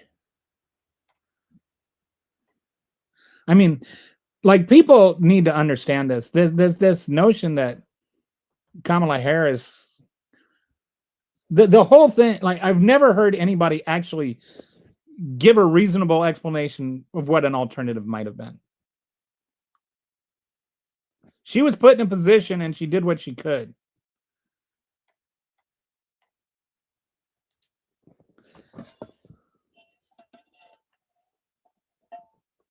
Yeah, that's what you like to think, isn't it? But that's actually not true. Um,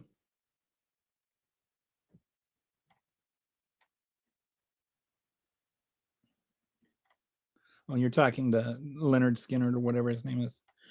Biden's lax border, but Biden didn't have a laxed. I don't even know what a lax border policy is. How does one like laxed border policy in order to seem like compassionate human open the flood? That's just like all of that is nonsense.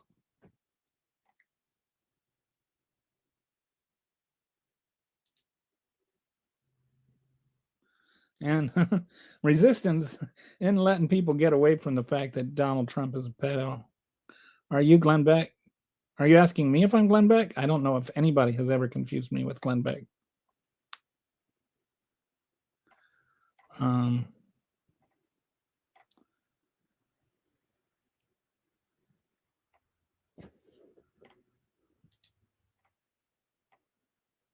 they just won the majority. What are you? Are you talking about? No, they won a plurality of the votes. Again, if you don't know the difference between majority and plurality, Google it. Donald Trump won the popular vote. He did not win the majority of the popular vote.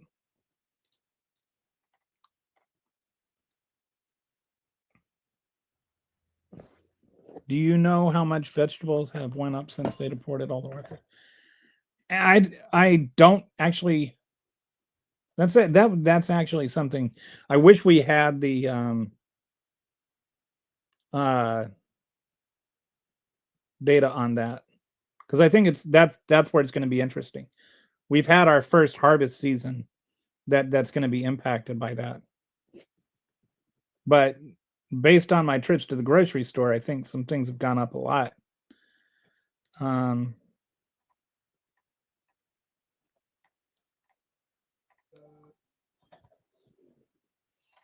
okay.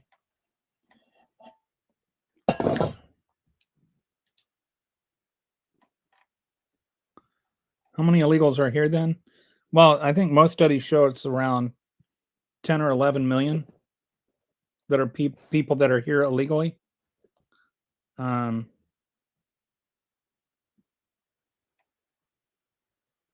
and that's including people that were here before Joe Biden was president.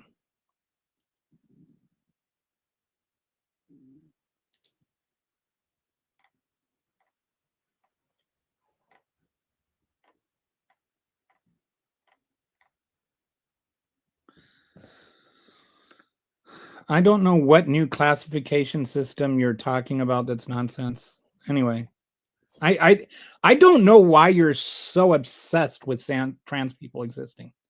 Like, why does it matter to you?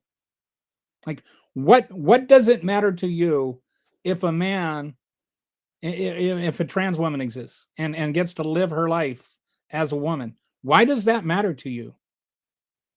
Why is this something you obsess over? It's kind of weird that you want to spend that much time and energy obsessing over how another human being lives their life that has zero impact on you.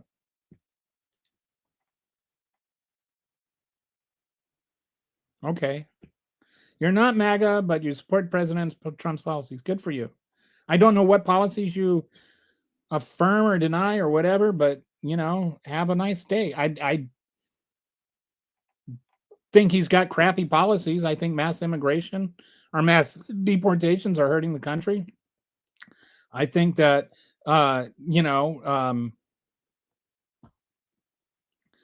what he sent to Europe, I don't know if you saw that. Personally, I think fascism is bad. You like fascism? Vote for it. Whether you like Trump or not, vote for fascism if you're a fascist. Just don't deny it's fascism.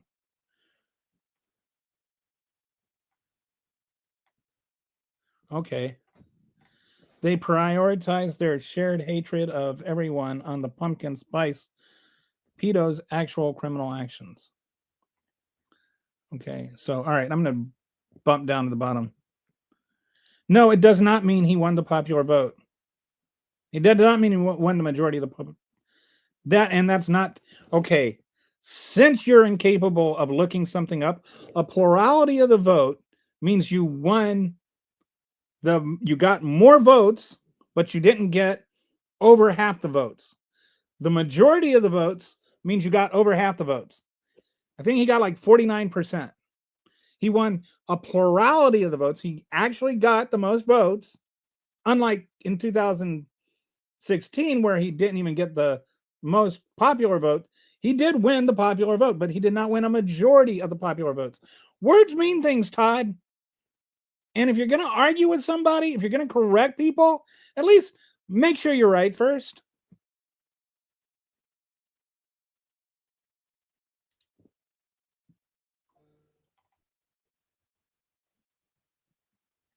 Affordability was it a Democratic hoax? See, okay, so now it's a Democratic hoax.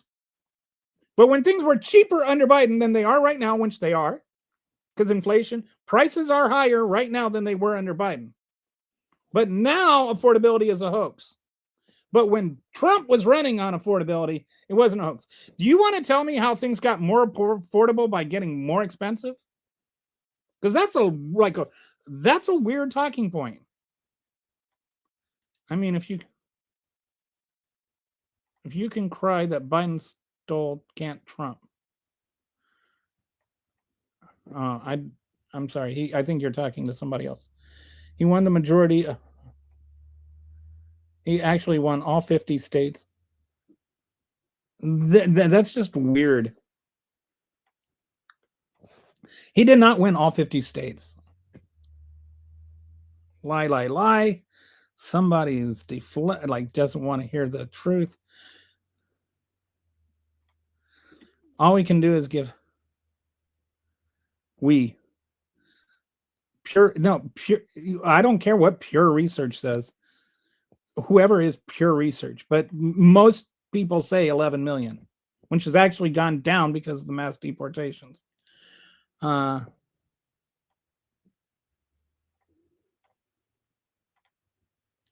Yes, I am right. You just saying I'm wrong on everything doesn't change reality. Biden had there was inflation under Biden. That does not mean Biden caused the inflation. The number one driver of inflation under Biden was the supply chain disruptions that happened as a result of COVID. So if you want to blame Biden for inflation because of COVID, then it's fair to blame the jobs lost under Trump because of COVID. Why is it that MAGAs want to blame Biden for things that happened because of COVID, but give Trump a pass for things that happened because of COVID? Biden did not cause inflation. He just happened to be president while there was inflation. Donald Trump, on the other hand, passed tariffs, which literally caused inflation. That's what they are actually designed to do, is cause inflation. But you're okay with that. Have a nice day. Thanks for joining. I probably got to run too. At least I've got to pee. I just find it funny how they calculate it. Find what funny, who calculates what.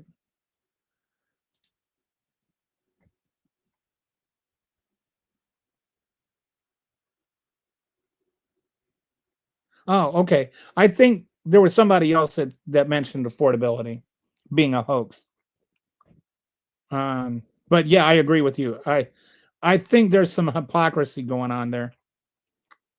Biden made me gay. I mean, hey, some people find out later in life, and if you think he's attractive, that's on you. I don't fault you for that. Trump is not my daddy. If he were my daddy, then well, he would have disowned me because I joined the military. Okay, they definitely can't get an accurate number. I mean, it's not like there's a an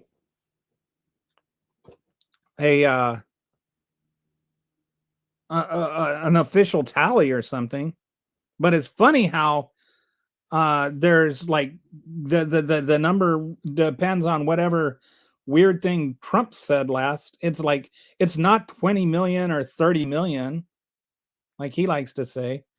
Most of the way, like based on the ways that they measure it and stuff, most people that look at it will tell you there's around 11 million.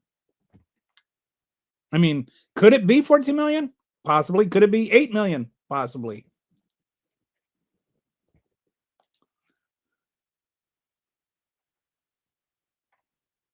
I don't even know what that means. Biden won in 2020. The reason I think that Trump won, or that he won in 2020, is there were just a lot less voters. And I think there were a lot less voters because a lot of the states didn't have the same voting laws in 2020 as in 2024. They just made it harder to vote. And that's why we had fewer voters. That's why the states he won in 2016 and lost in 2020, he won again in 2024.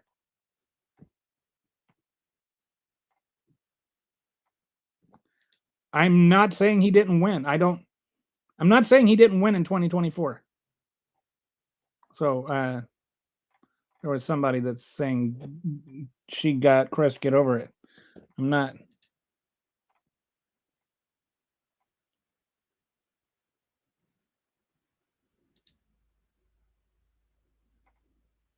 Yeah, I think that's what I think you're talking to the guy that said he doesn't like to be in a bubble. I think he just likes to come in and yell things so that, he can act like he owned me or something. But he doesn't actually have any. Biden said he could cure cancer. I don't think he said he could cure cancer, honestly. I think, if I remember right, that in 2020, Donald Trump said he had the cure to cancer, but he wouldn't let people know what it was unless he won. And so apparently we're never going to know the cure to cancer because Joe Biden won.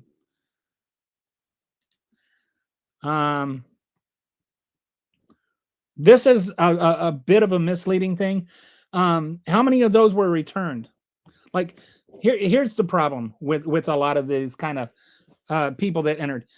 How do they know those people entered? Because they were also like apprehended, and then they were returned. Um, and especially like while we had security measures with COVID, you could have somebody come over, like Jose would come over on Monday, and then say, "You got to go back. You're not legal." Then Jose could come over Tuesday, and they'd send him back, and they'd come over and go back 30 days in a row. And so that's 30 apprehensions and 0 times that Jose is actually over here. So that's a problem with the whole 14 million illegals. There were 14 million, 18 million encounters. Every encounter does not mean that there's somebody over here. Like you're using the wrong stat to make a conclusion here. Biden policies but the Biden policies may have contributed to inflation. The stimulus contributed to inflation, but it did not cause all the inflation. The same way that Trump's stimulus contributed to this inflation, but did not cause all of it. There was the inflation was caused partly by stimulus spending by both presidents. Inflation was mostly caused. The number one contributor was not that. It was the supply chain disruptions. The number two contributor was the energy disruptions caused by the Ukraine war.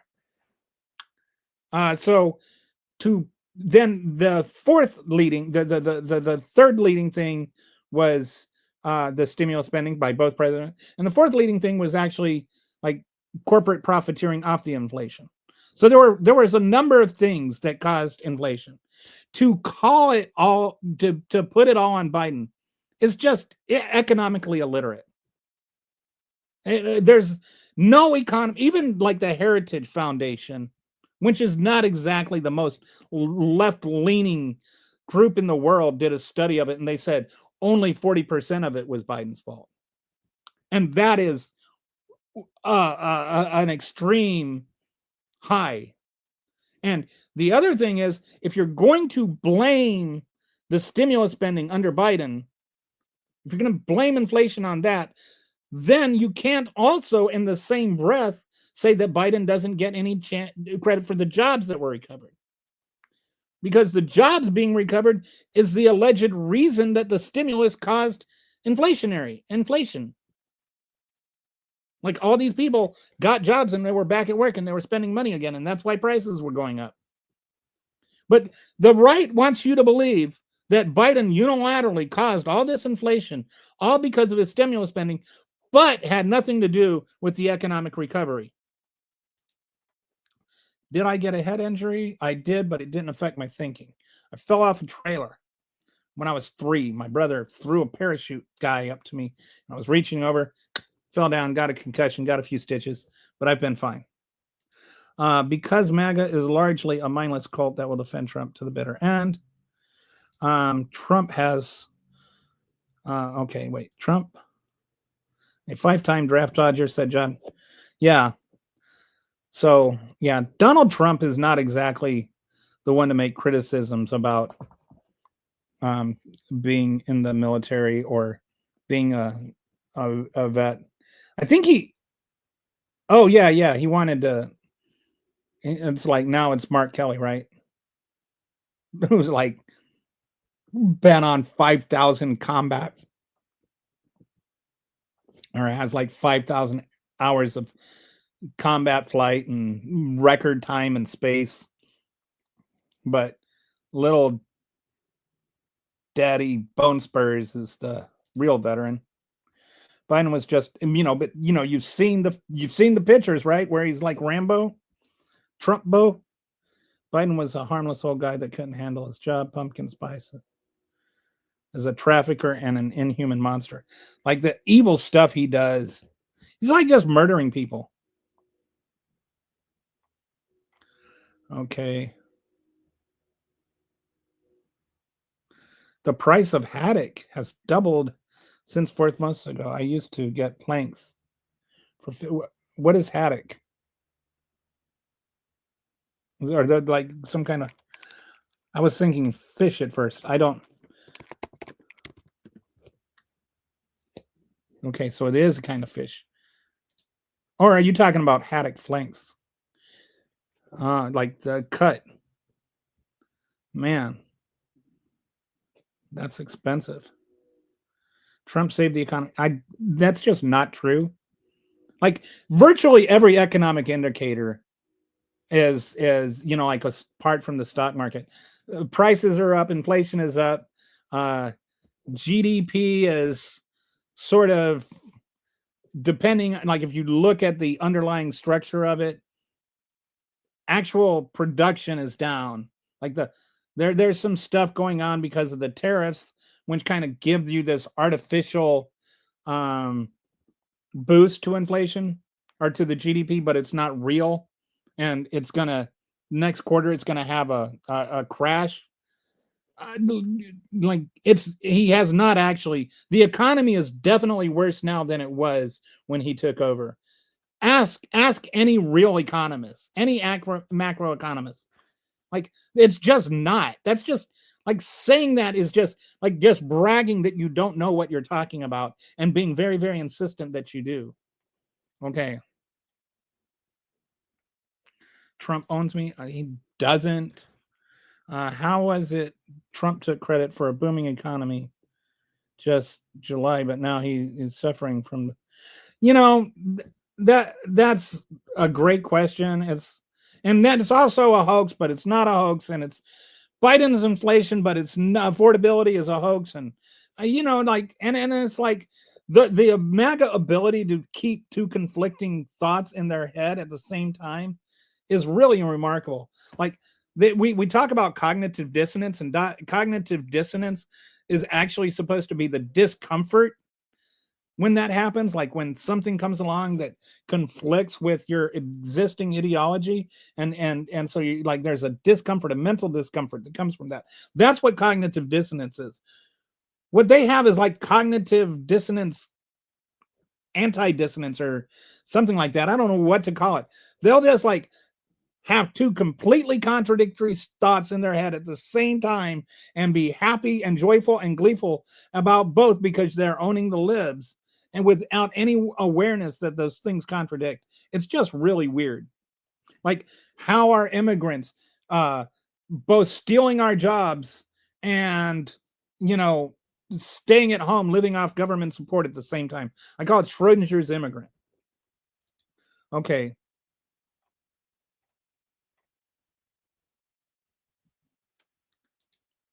Trump devotion syndrome. There you go. Ah,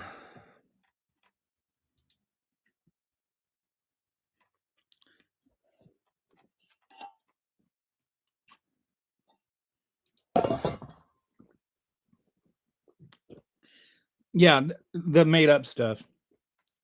Um, Trump did not lose. Trump didn't. Trump lost in 2020, and Biden did get 81 million votes. Like, laughy faces don't mean that 81 million people didn't vote for him.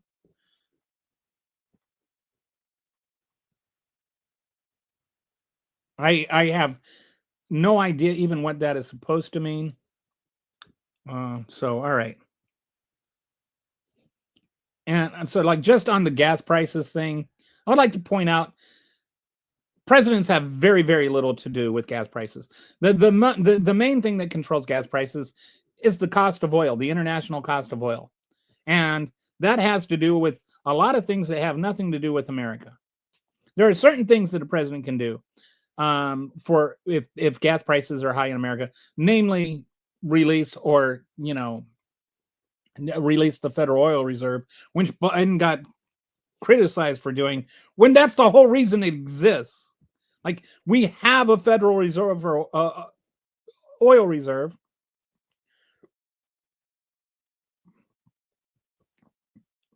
because of what happened with OPEC in the 70s and early 80s, where gas prices went through the roof. Anyway, um, so um, anyway, we're at 4 hours now, which means I have not peed in 4 hours.